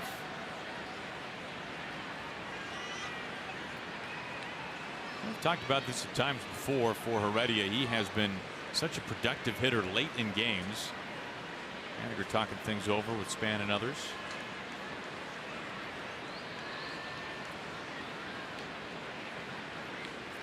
Aaron, you were talking about Hawaii. The next thing I knew, there's a screaming line drive going into the seats. Here's Davinsky warming up. Awfully tough right-hander.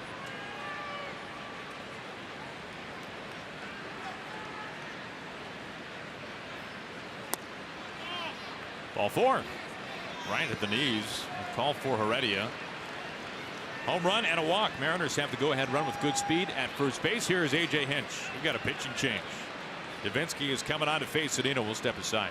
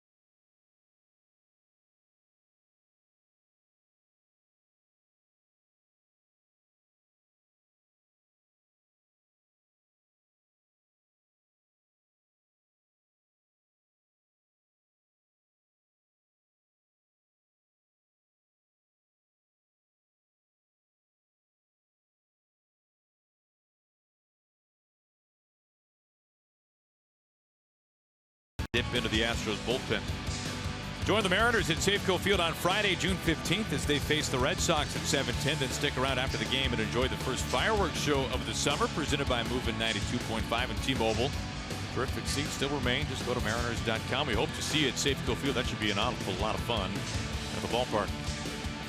And McCullers is done, Mike, after 6+. Here's his final line. 7 hits, 3 runs, all of them earned. A couple of home runs help. 2 walks, 4 strikeouts, 94 pitches, 55 of those for strikes. 9 ground ball outs for McCullers today. Chris Davinsky, the new pitcher. First time we're seeing him this series. Good average fastball at 95 miles an hour, changeup slider. 24 appearances, a 1.99 ERA. 29 strikeouts in 22 2/3. Opponent's hitting just .210 against him.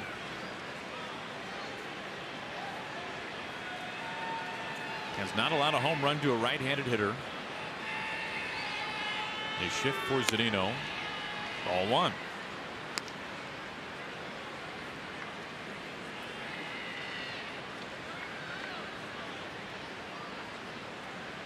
Mike, the Mammoth home run in last night's game, hitless so far today.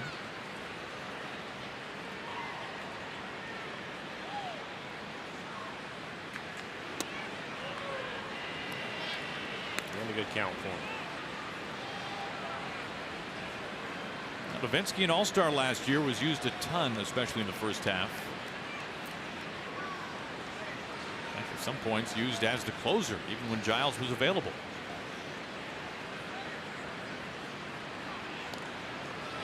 Goes to first base. Well, there were moments last year where it was Davinsky on in the 8th inning and was pitching so well that A.J. Hinch ran him back out there in the 9th. Or it turned out to be a 6-out save. He has a great changeup. He throws his changeup much more than his slider.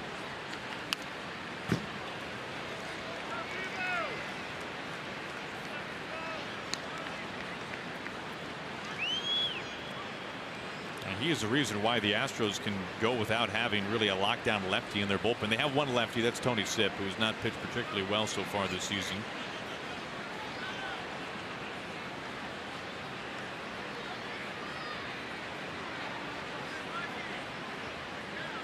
Another move to first, gets away. There goes Heredia.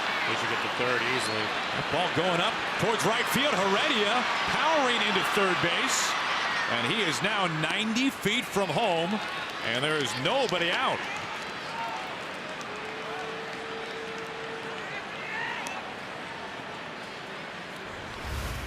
Guillermo, typically when he heads back, he's going to go standing, and that right there was the problem. Gurriel had a tough time reaching for it. Actually, his glove hits already his knee.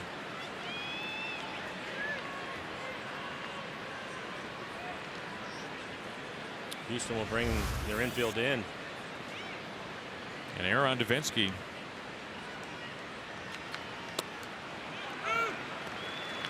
Two balls and 2 strikes.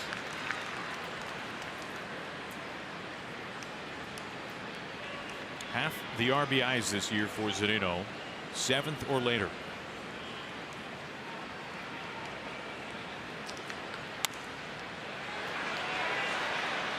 Foul ground, first base side. Fedorovich. That's the catch. 1 out. Take a glance at our CenturyLink What's Next. Mike Leake pitching so well. So is Marco Gonzalez. And they'll be facing, Mike, not 2 starting pitchers, but 2 opening pitchers. Ryan Stanek, hard thrower, and Wilmer Font. No real surprise there that a couple of relievers are starting for the Rays. We saw that when the Rays were in town. Sergio Romo starting against the Mariners. Johnny Venters started for them today. So 3 straight openers it will be for Kevin Cash. Heredia has to be alive at third. Again, I don't think that they'll put the squeeze on, but D might just drop one down on his own. Gurriel, the first baseman, playing in on the grass. Bregman trying to keep Heredia close to first. Infield in. Taking ball 1.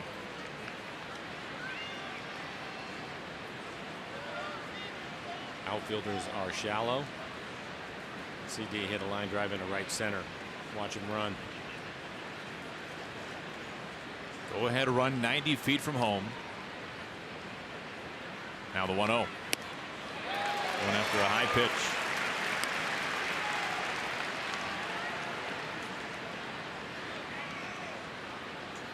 Because that changeup, which is so good, you mentioned, Mike. I was surprised that there weren't reverse splits for Davinsky. I think he'd be better against left-handers. That's what I remember from last year, at least. Now it's not like lefties are having a parade against him. They're hitting .220.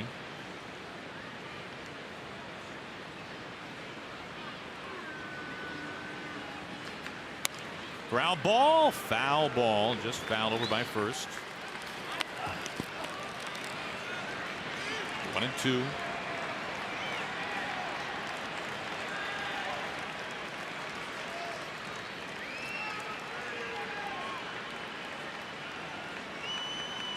Span tied this game. First pitch home run right field to begin the 7th inning.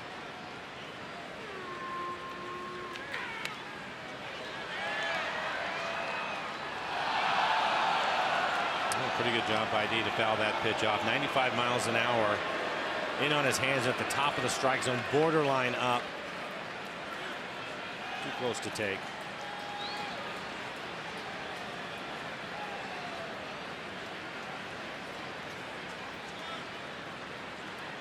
Another 1-2. Another foul ball.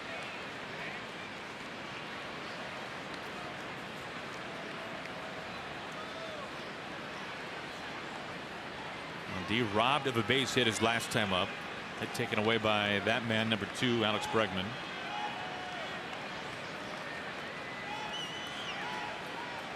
Heredia the go-ahead run. Down on strikes.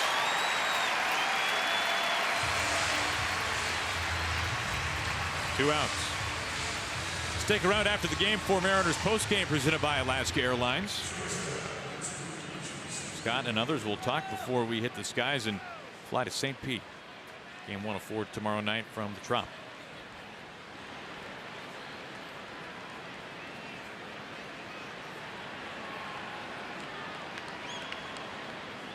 Up to Segura. Ball 1.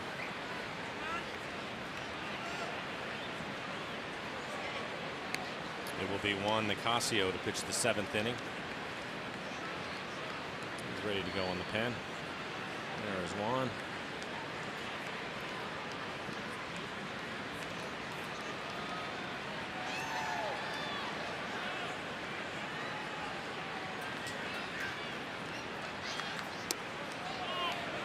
2-0.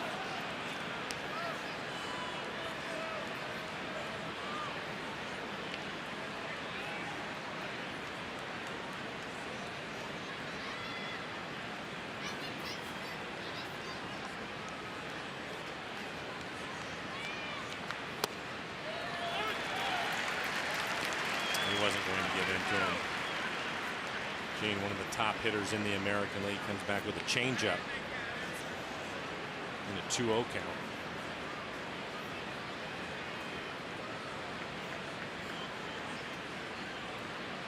Two one.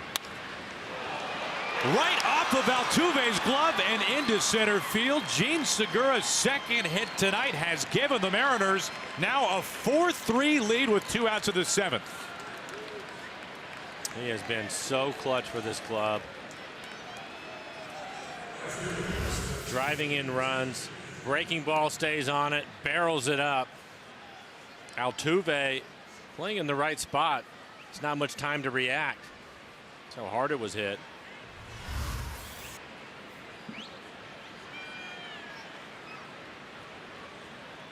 We have seen it all season. The Mariners never go away.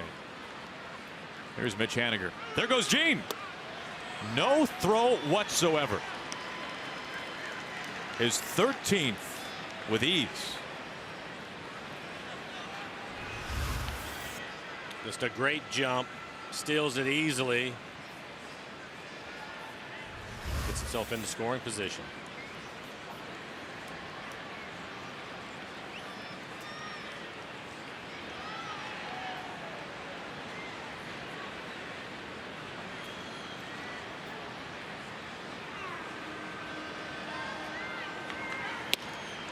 Two on Haniger. Well, depending on what Nick Markakis and Nicholas Castellanos have done tonight, Segura could very well have the most multi-hit games of the majors now. Tonight his 26th. And the latest giving the Mariners a 1-run advantage in the 7th.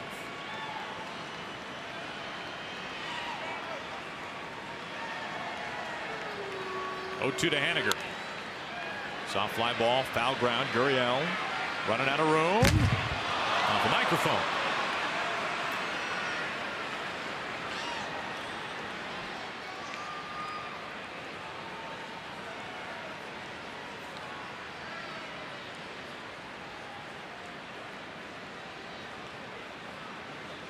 Still 0-2 on Mitch. Now this inning began with Span's home run on the first pitch, then a walk to Heredia. Moved 2 bags ahead on an error on a throw by Davinsky. And Segura driving him in.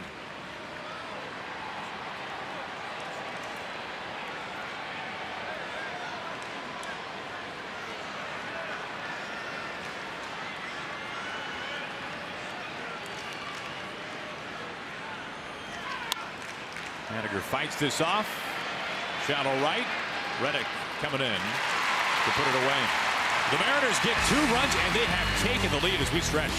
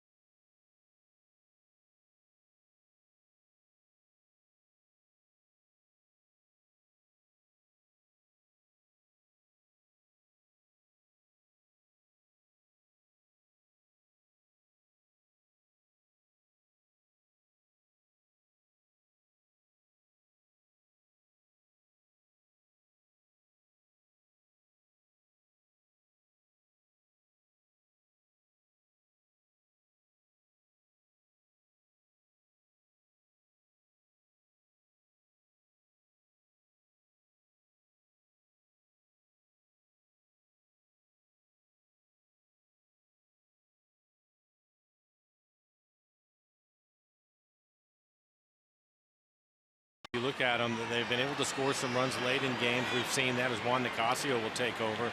But talked to Edgar about him offensively, and he said they can hit the fastball and they can hit a good fastball, and that's typically what you're going to see late in games. So you've done a good job, Aaron, of scoring runs.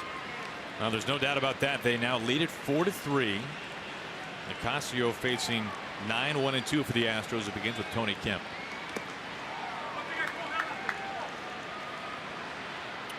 For Juan Nicasio, this will be his 30th appearance on the year. 37 strikeouts, just 2 walks in 28 2/3. Opponent's hitting .270 against him. His fastball will be in the mid-90s with a slider.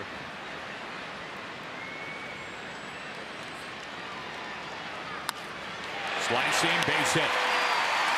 Span gets there. Kemp a single. He's had a productive night. He's 3 for 3, a double, and a couple of singles now.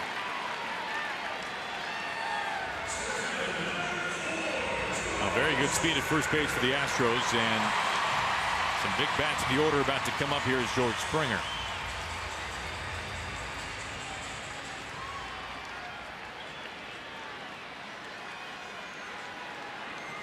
Just 2 steals for Kemp. Houston will run. They are 7th in the American League in stolen bases.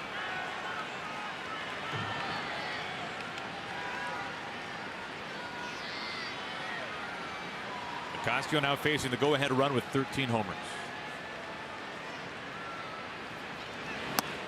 Kemp scored in the 4th inning from first base on a double by Springer. Springer hit a double out to left center field.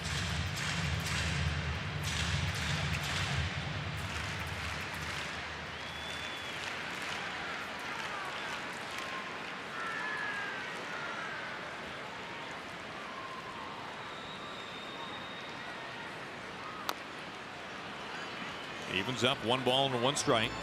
Good breaking ball down and away from him, right on the outside corner at the knees.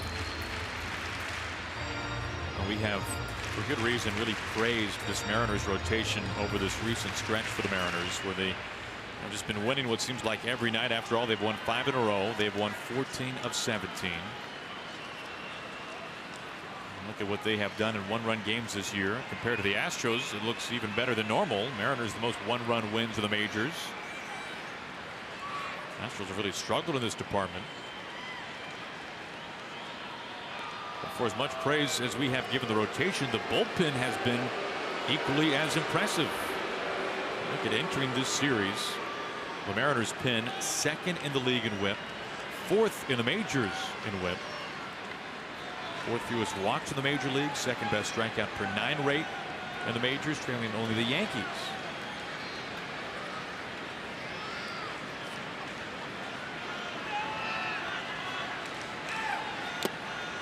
One and 2. Center cut. Sounded like Springer just got a piece and nicked the foul right back to the glove.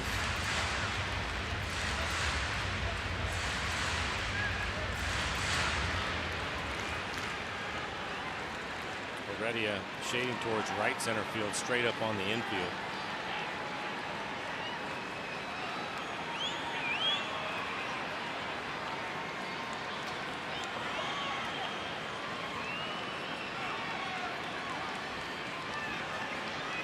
Nicasio's 1-2. Into right field, fair ball. Kemp tearing into third base. He gets held there. Springer a double. 2nd and 3rd, nobody out.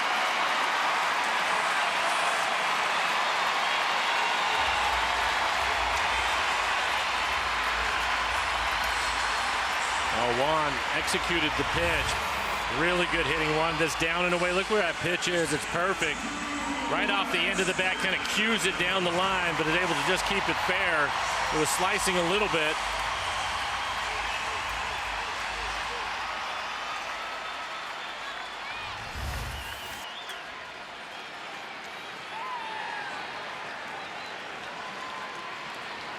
Will take some kind of pitching to get out of this. Bregman at the plate now, 2nd and 3rd, nobody out.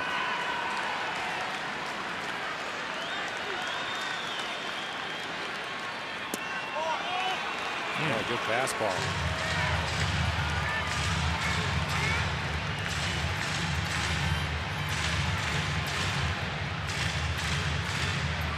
attempt to tie and run at third. Springer with the go-ahead at second.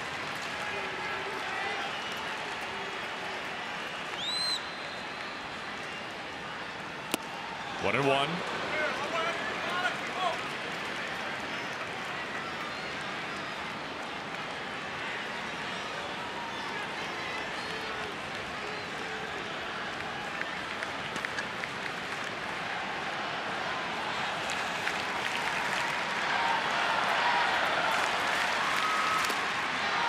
Zunino wearing that one. They hit him on the back of the hand or the wrist.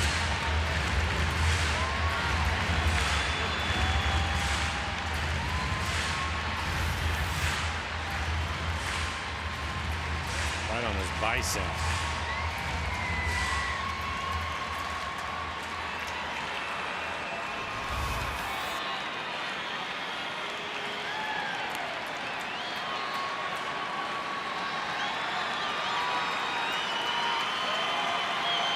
Nicasio ahead.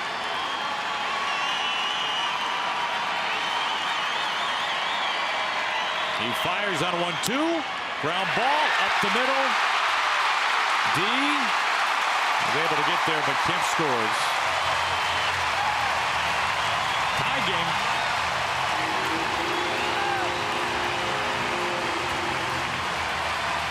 Springer advancing to third. Runners down the corners.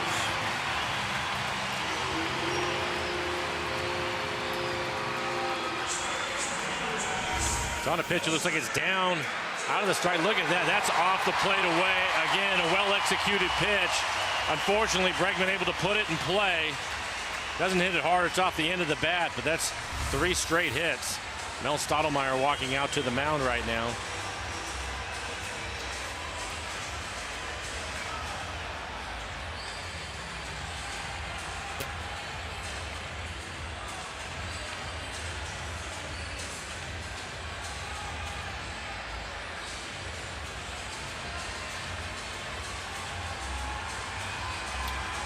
And for Juan, after the good fastball, he goes with the breaking ball. Look at the location. Mike is actually on a knee, going to catch it probably from just hitting the dirt. And Bregman off the end of the bat, kind of reaching for it, lunging out there. And finds a hole back up the middle. Nice play by D. Gordon to keep it on the infield. That's what kept Springer from scoring.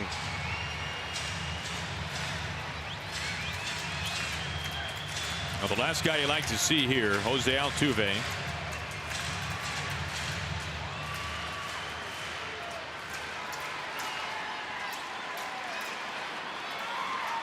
Altavilla warming.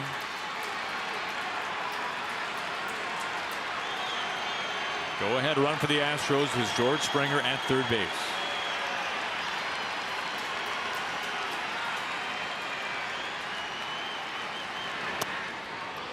Taking ball one.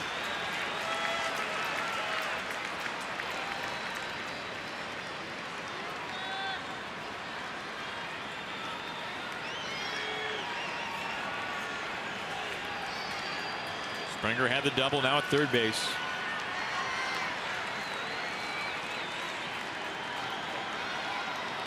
Bregman leads at first.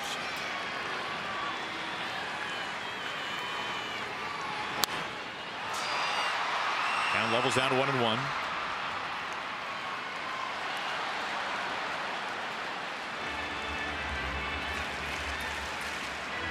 What we have seen in the hits from Springer and Bregman are what we're used to seeing from Altuve, a guy who can cover everything, right? Yeah, you're right. And did a pretty good swing on the breaking ball on the outside corner at the knees.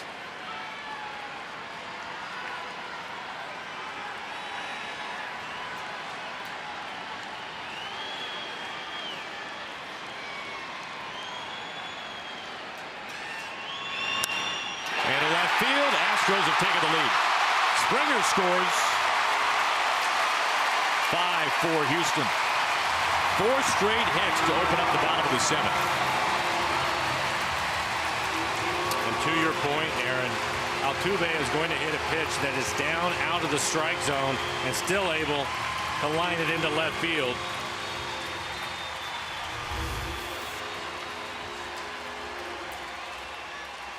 I mean, Mike's glove hits the dirt And he still picks up a base hit, and Scott Service out of the dugout. He's going to make a pitching change.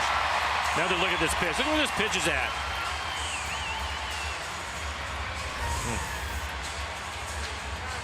Pitching change to the bottom of the 7th.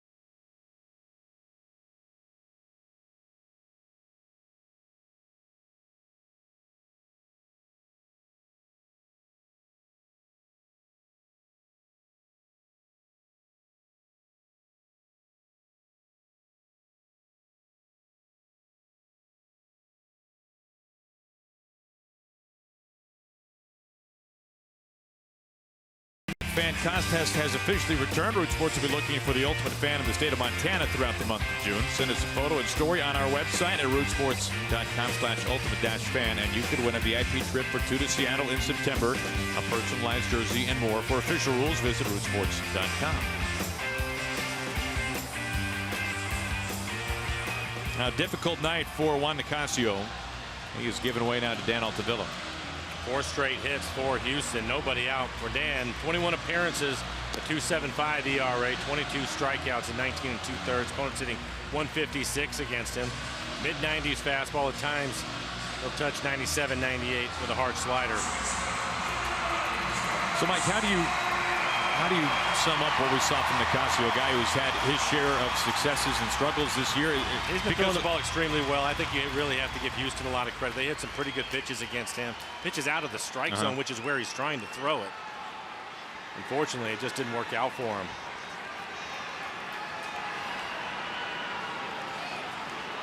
First and second, nobody out. Here is Carlos Correa.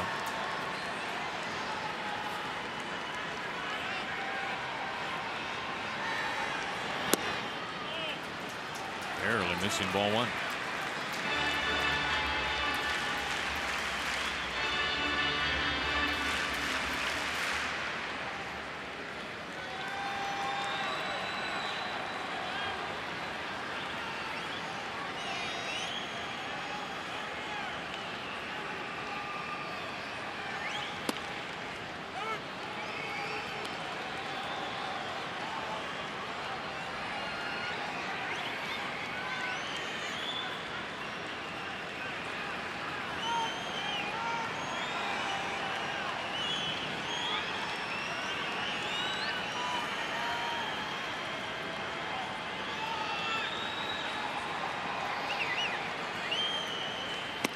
One and two.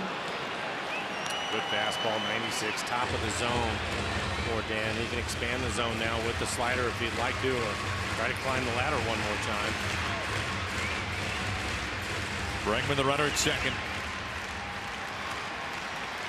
Altuve leading off of first.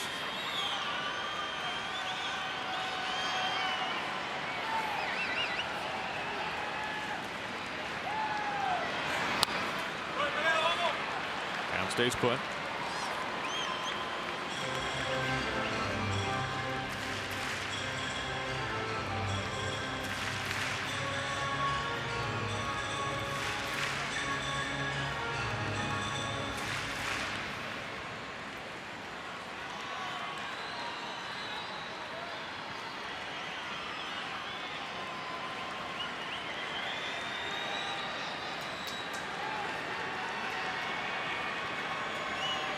Another 1-2.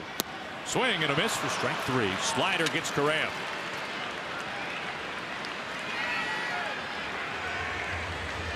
Talked about the 4 straight hits in the inning. This is Kemp. This right here is the one mistake. That pitch is a fastball in the middle of the plate. Number 9 hitter. But this pitch, you can see it's on the outside corner where Mike is set up. Slices it. This one's even further away, off the plate away. Soft little ground ball back up the middle. And this one right here was going to hit the dirt. And Altuve, it's one of the reasons why he leads the league in hits.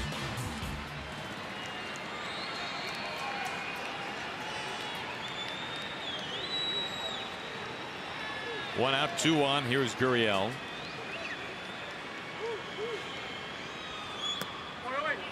It's behind Zunino. Both runners taken off. Mike has no throw.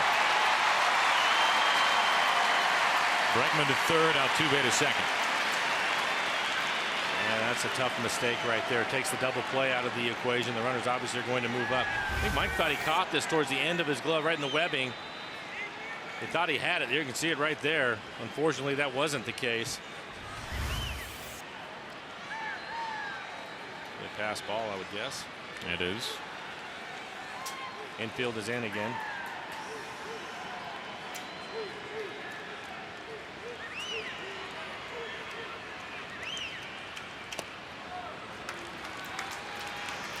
Slider bins high, 2-0. Now,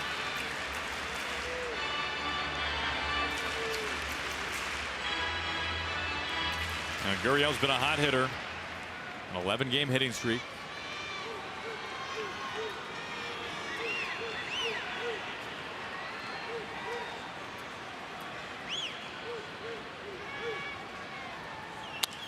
Up the middle for a base hit. Bregman scores. Here comes Altuve, and he is scoring.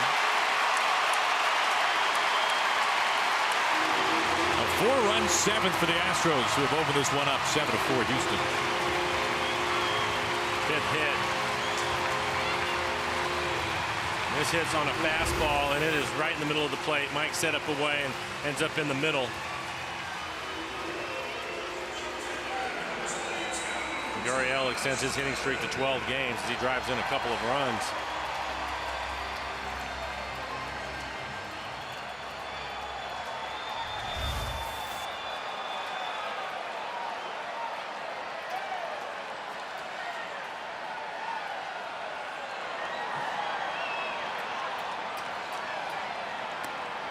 Ball one to Reddick as Zunino holds on.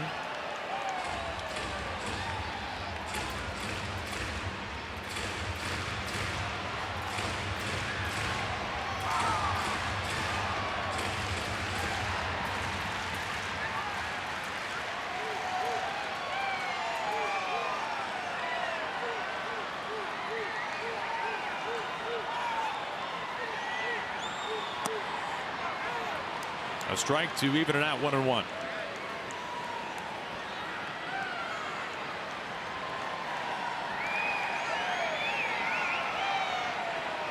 it's been a story of 2 big innings for the Astros, a 3-run 4th, a 4-run 7th.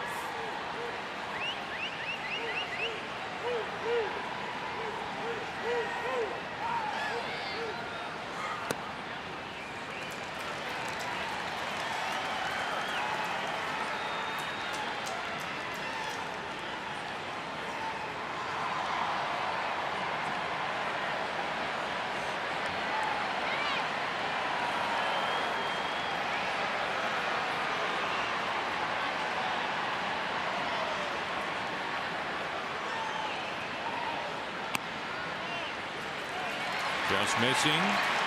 3-1. Shift on for Reddick. Gurriel at first base.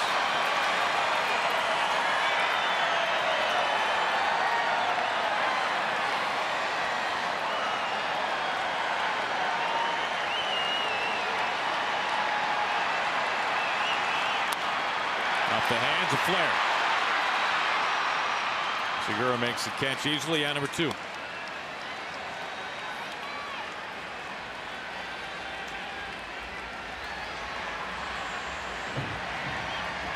bring up Evan Gattis. He's having a good night. He's been on base all 3 times. Walk, a home run, and a base hit.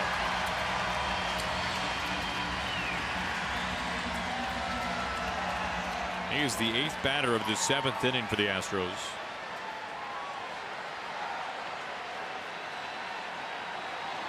Mariners took a 1-run lead into this half inning, now trail at 7-4. It looks like the veteran Joe Smith getting loose in the pen for Houston.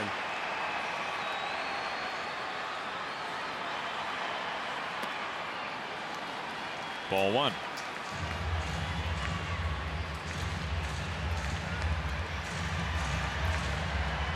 There's Smith.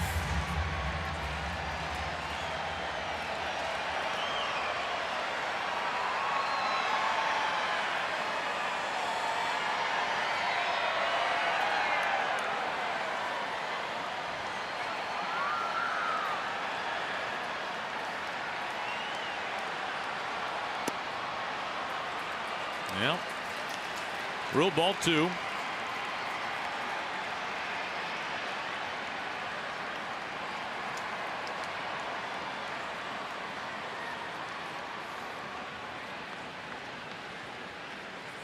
A lot of room on the right side for Gaddis. Really holding Gurriel at first. 3-0.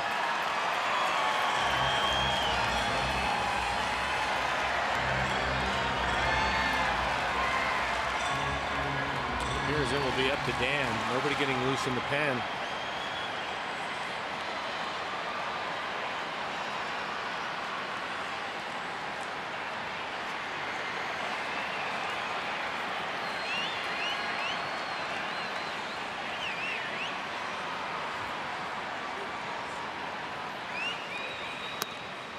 Taking a strike.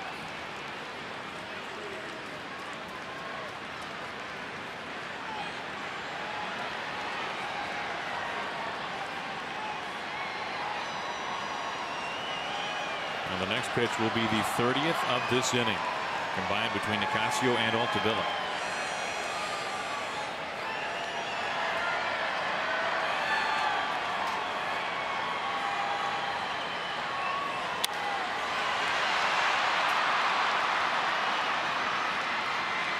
Segura makes the catch for out number 3. 4 runs crossed for the Astros. They have taken a 7-4 advantage.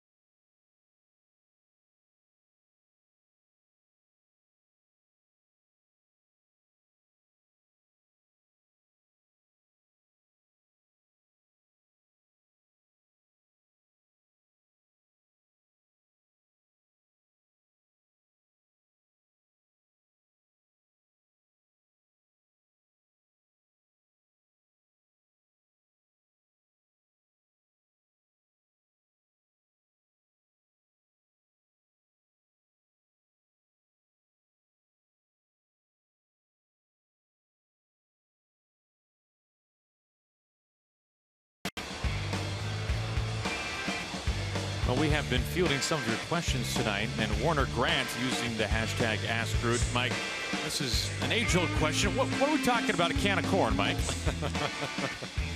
Well, I know that you've read up on it, but even I can do it. Even I can catch a can of corn. A can of corn, you can? You sure about that? Would you need is it windy? Would you need the basket? Or an apron? An apron, okay. Well, I guess the way it came about was it would stack cans of vegetables in the grocery store up high and basically knock it off with a stick and make a basket catch. Can of corn. This is way back in the 1890s, shall we say. Okay.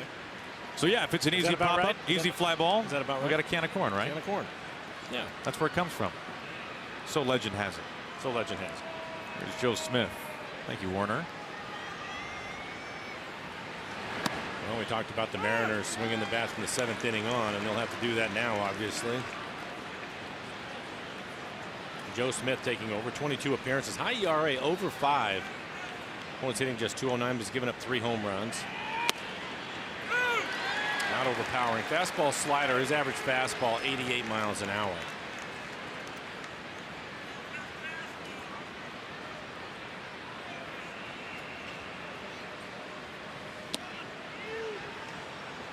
Now, no Carlos Correa. Marwin Gonzalez at shortstop right now for the Astros.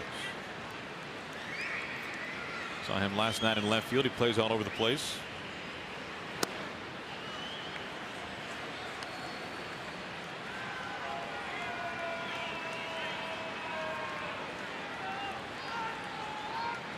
Two and two on Cruz. Off the plate. Gurriel, long flip. At number 1.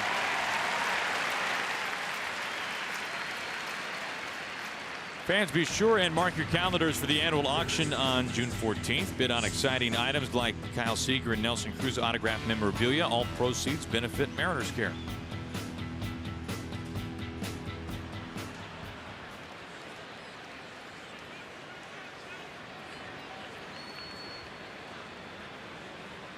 One out, nobody aboard for Kyle Seager.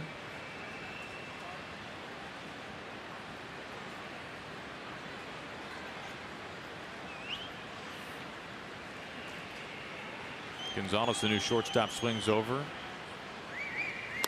0-1.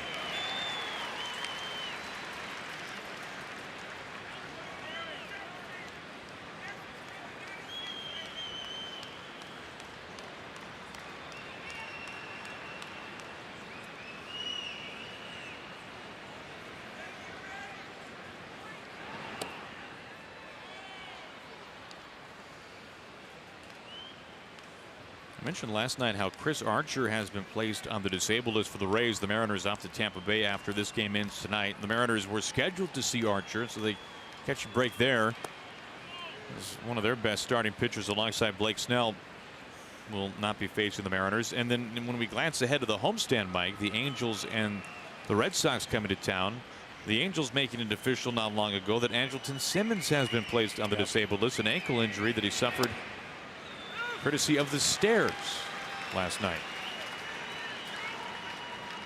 So one of the game's best shortstops will not be playing against the Mariners on the homestand.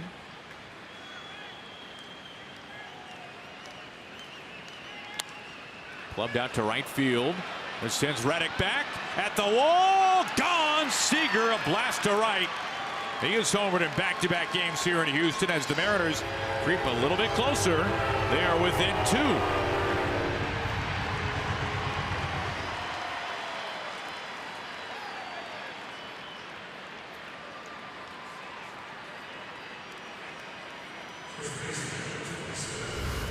For Kyle, out in front of a breaking ball, keeps his hands back just long enough to get it on the barrel and had some carry to it. Kyle now with 11 home runs.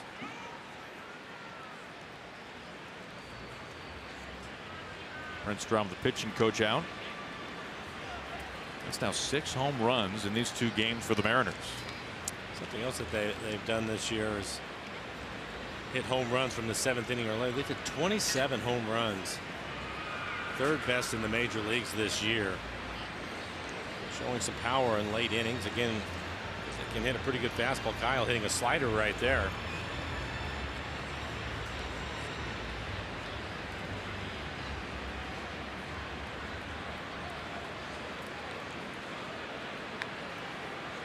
Ryan Cook getting loose in the Mariner pen.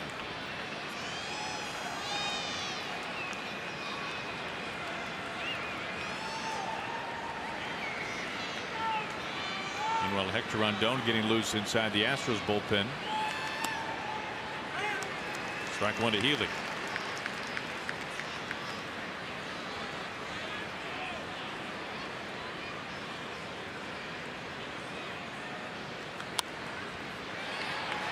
Soft pop-up foul ground. Gurriel. 2 outs.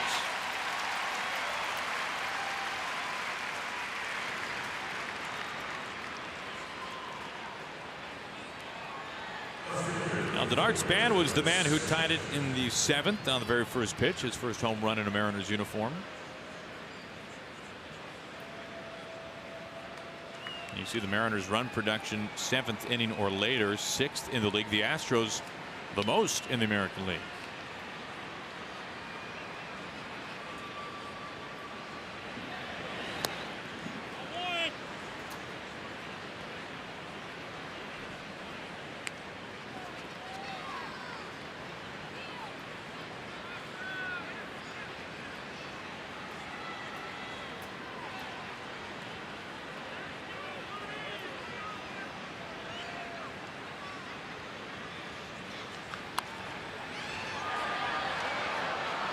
One on Span has been gambled, has appeared on deck.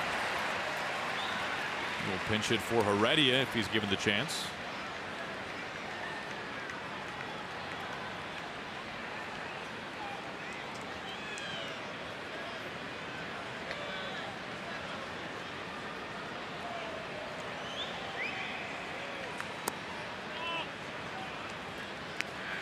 Good eye by Span. 2-1.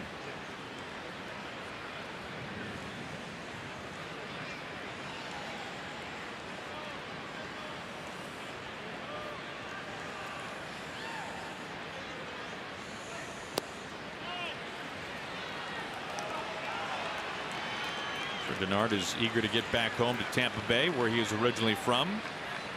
Nice to see his family again.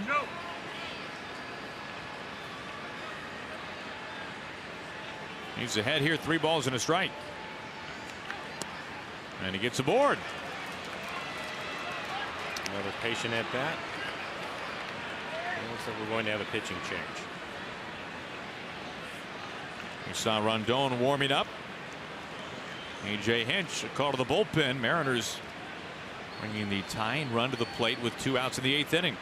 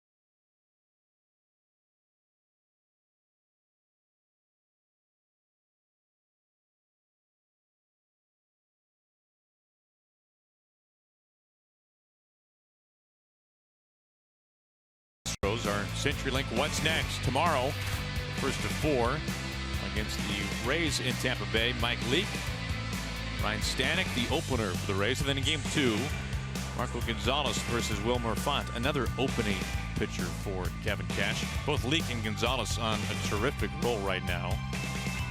Leake has pitched particularly deep as of late, went 7 innings in his last start against the Rays. That was at home, just the 2 runs. Good starting pitching coming up for the Mariners as Hector Rondon takes over here with Span aboard.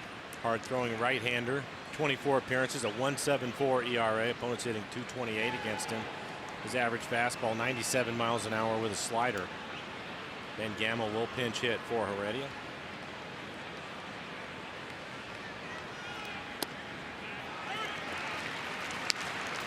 Looks at strike one.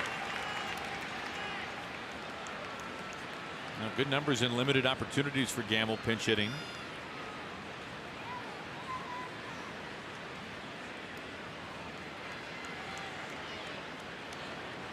Span will lead at first. Very close, 1-1. Right there.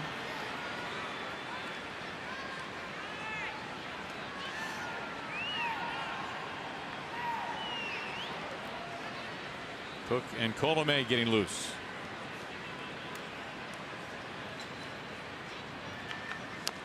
Check swing. Span was bluffing over there at first.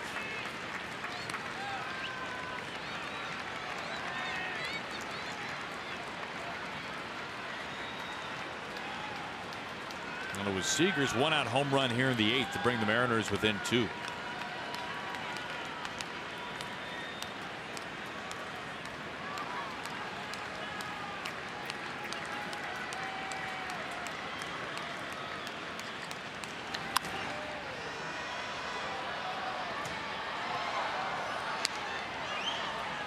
No lack of velocity for Rondon, that's for sure. 98 right about at the knees.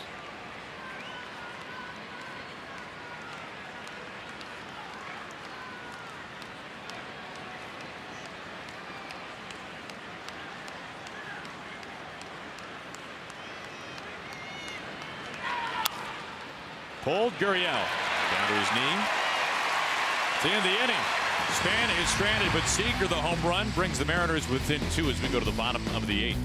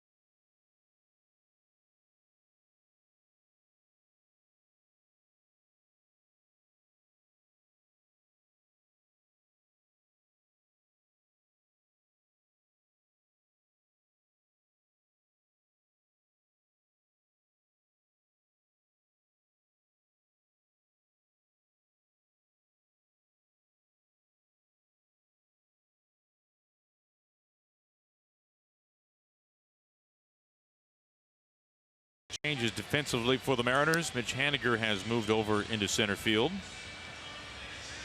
And Ben Gamble now in right field, of course, pinch hit. And our new pitcher is Ryan Cook. 6 appearances, a 3.6 ERA. In 5 innings, he has 6 strikeouts, a couple of walks. Opponent's hitting 133. Mid-90s fastball with a slider.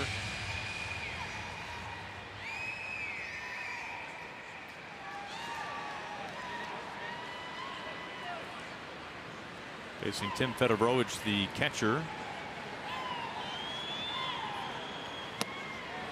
Pours over a dead red first pitch fastball strike.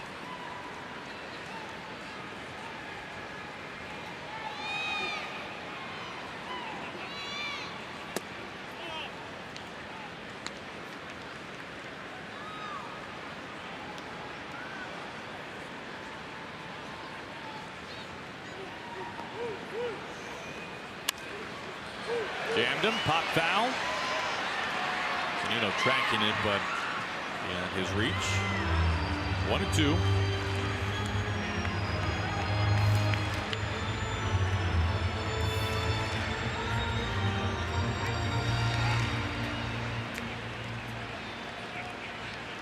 Well, the Mariners entering tonight, of course, with a 2-game lead for first in the division.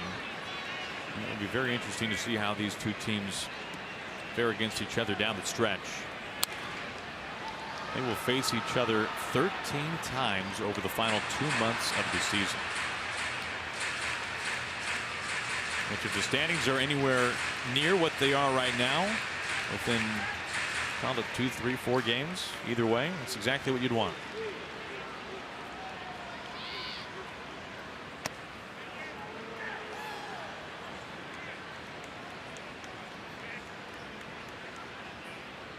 Two on the Astros catcher.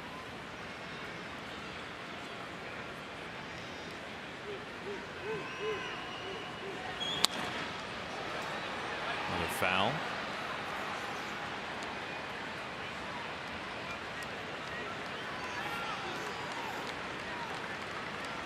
Astros will play the Red Sox on the road in September. It'll be a very meaningful series for both sides late in the year. Of course, they took down the Red Sox during their postseason run last year. A.J. Hinch and the Astros will play their final 7 games of the season against the Blue Jays and the Orioles.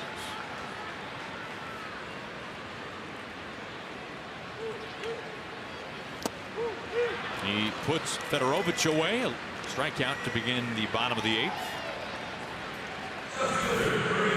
It's never quite too early to take a look at the wild card standings, as the Yankees and the Astros at the top, Angels 3 and back, and then the A's and Rays. Tampa Bay having a hard time recently. They were really beaten up today in D.C. to figure that Yankees and Red Sox will go down to the wire. You mentioned the Rays, they were playing really well until they showed up at Safeco. Place where they have not won since 2015. The Mariners ended up sweeping them, and they're having a really good month of May.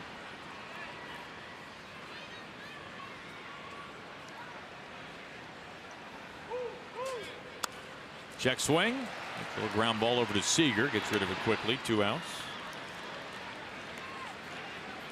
Now the Rays, by the way, tomorrow are expected to call up one of their topper end prospects, first baseman Jake Bowers. They acquired him in the Will Myers deal. Be interested to see what that does for Brad Miller. Miller has been getting a lot of playing time at first base. Former Mariner, of course.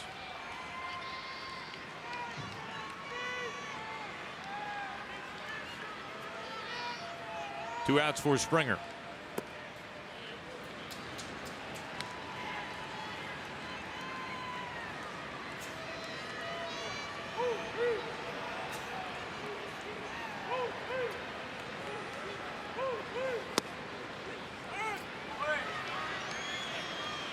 And we've talked about the Rays and their openers, and today lefty Johnny Venters got the start and really got shelled. 5 earned over a third.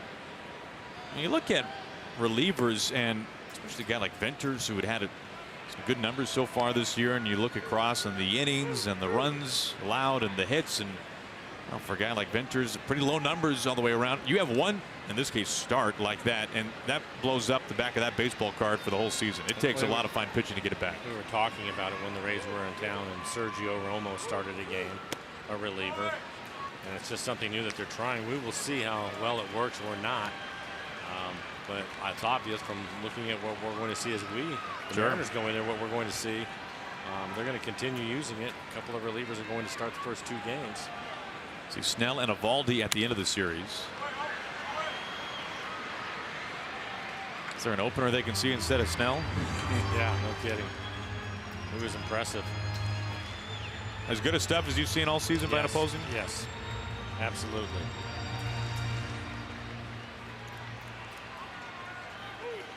The good news for the Mariners, they were able to get his pitch count up and get him out of the ball game. No, not at all. Springer aboard for the 3rd time. 2-out walk.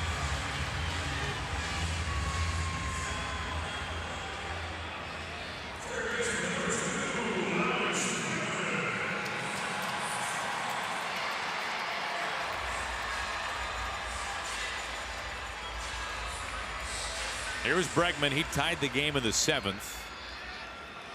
It turned out to be a 4-run 7th inning for the Astros.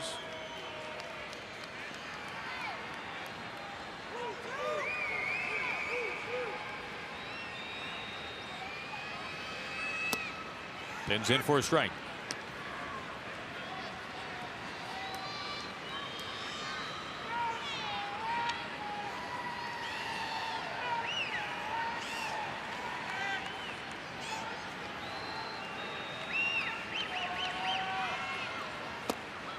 Oh, 0-2. Good fastball into the hands at 95.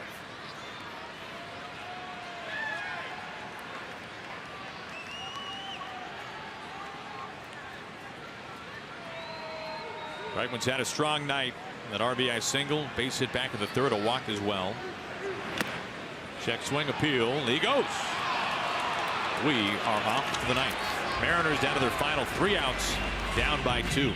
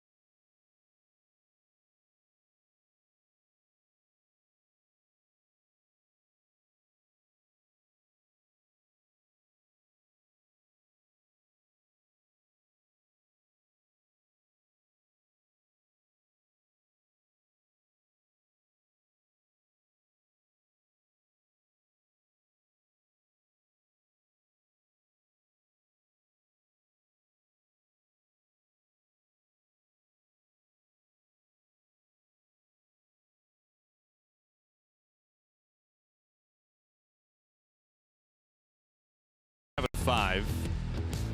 Mariners are down to their final 3 outs. They will not be facing Ken Giles, the normal closer for A.J. Hinch, but instead Hector Rondon staying out there. He will work the 9th inning in a save situation. First pitch strike to Zunino. Now Ken Giles has had his struggles this year, but they have predominantly been in non-save situations.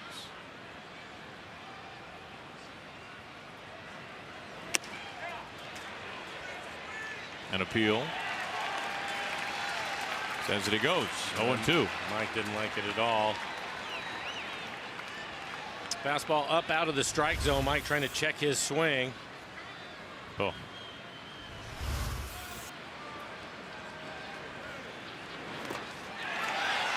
Gets away from Fedorovich. Complete the strikeout.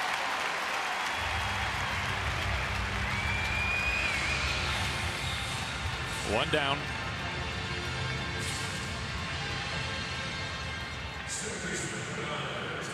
Here's D. Gordon.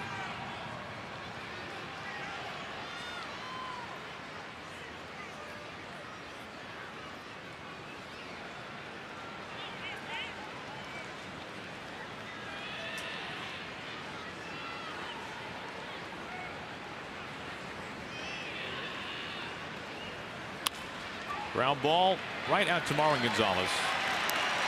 2 outs.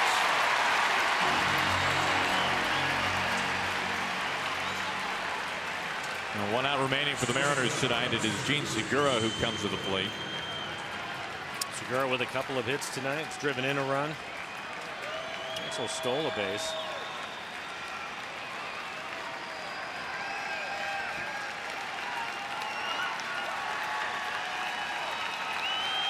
He drove in what was at the time the go-ahead run.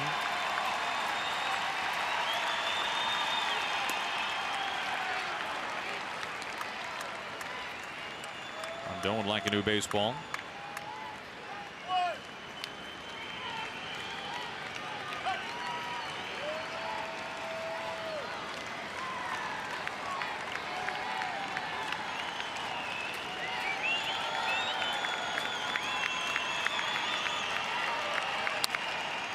In play, and it is a fair ball.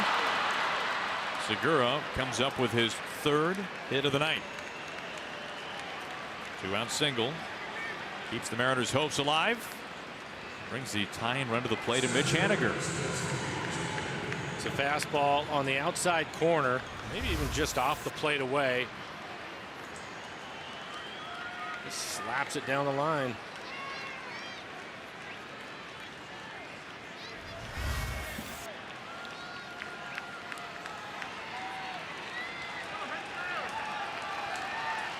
Haniger with a dozen homers, the tying run here in the 9th with 2 outs. There he goes.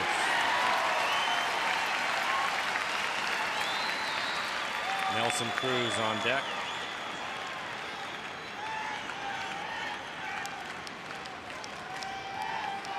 Nelson with his 11th home run earlier tonight.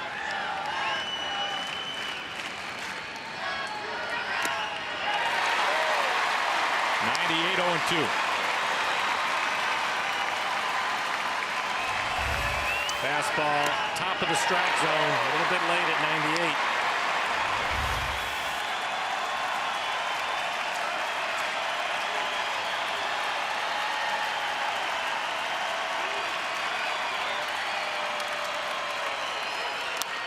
98. Into center for a base hit. Mariners keep on hitting. Segura makes the turn into 3rd. Runners out of the corners, bringing up Nelson Cruz.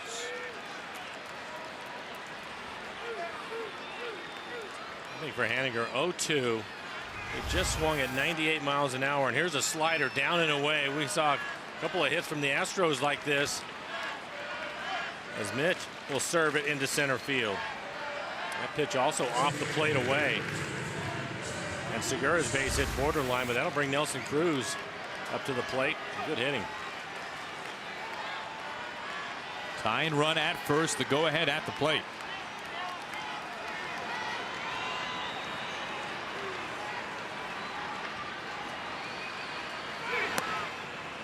Ball 1.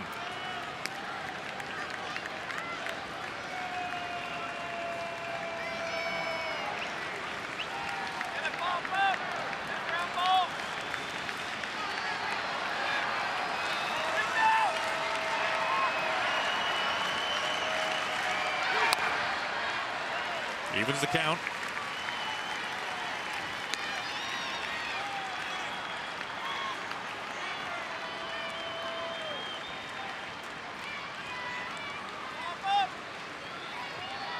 Now power on power here with 2 outs of the 9th.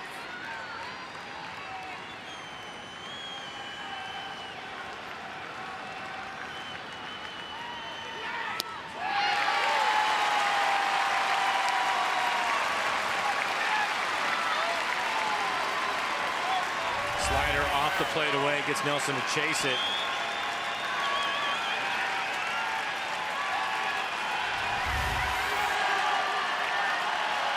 Time called.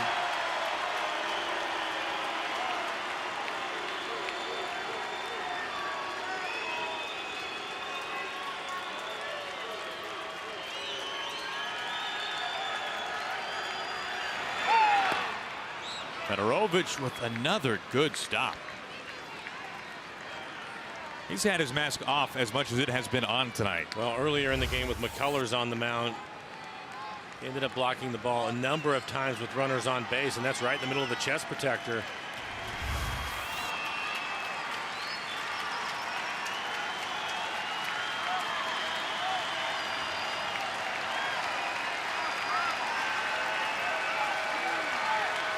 The 2-2. Full count. Is throwing hard. This fastball in this inning all up 98 miles an hour. Seager hoping for a chance. With 2 outs, it was Segura the base hit, Haniger a base hit as well. Haniger the tying run at first. Here comes the payoff. Ball game. It's a series split. 2 games here in Houston, 7-5 the final. Astros win it. Well, the Mariners kept battling back in this one. Were able to take the lead at one point, but unfortunately a tough night for Juan Nicasio. The bullpen not able to hold it. Wow. Tough 2-game series, well fought, and they'll split it. Mariners do remain in first place. Mariners postgame presented by Alaska Airlines begins right now. Bill, Angie, it's all yours.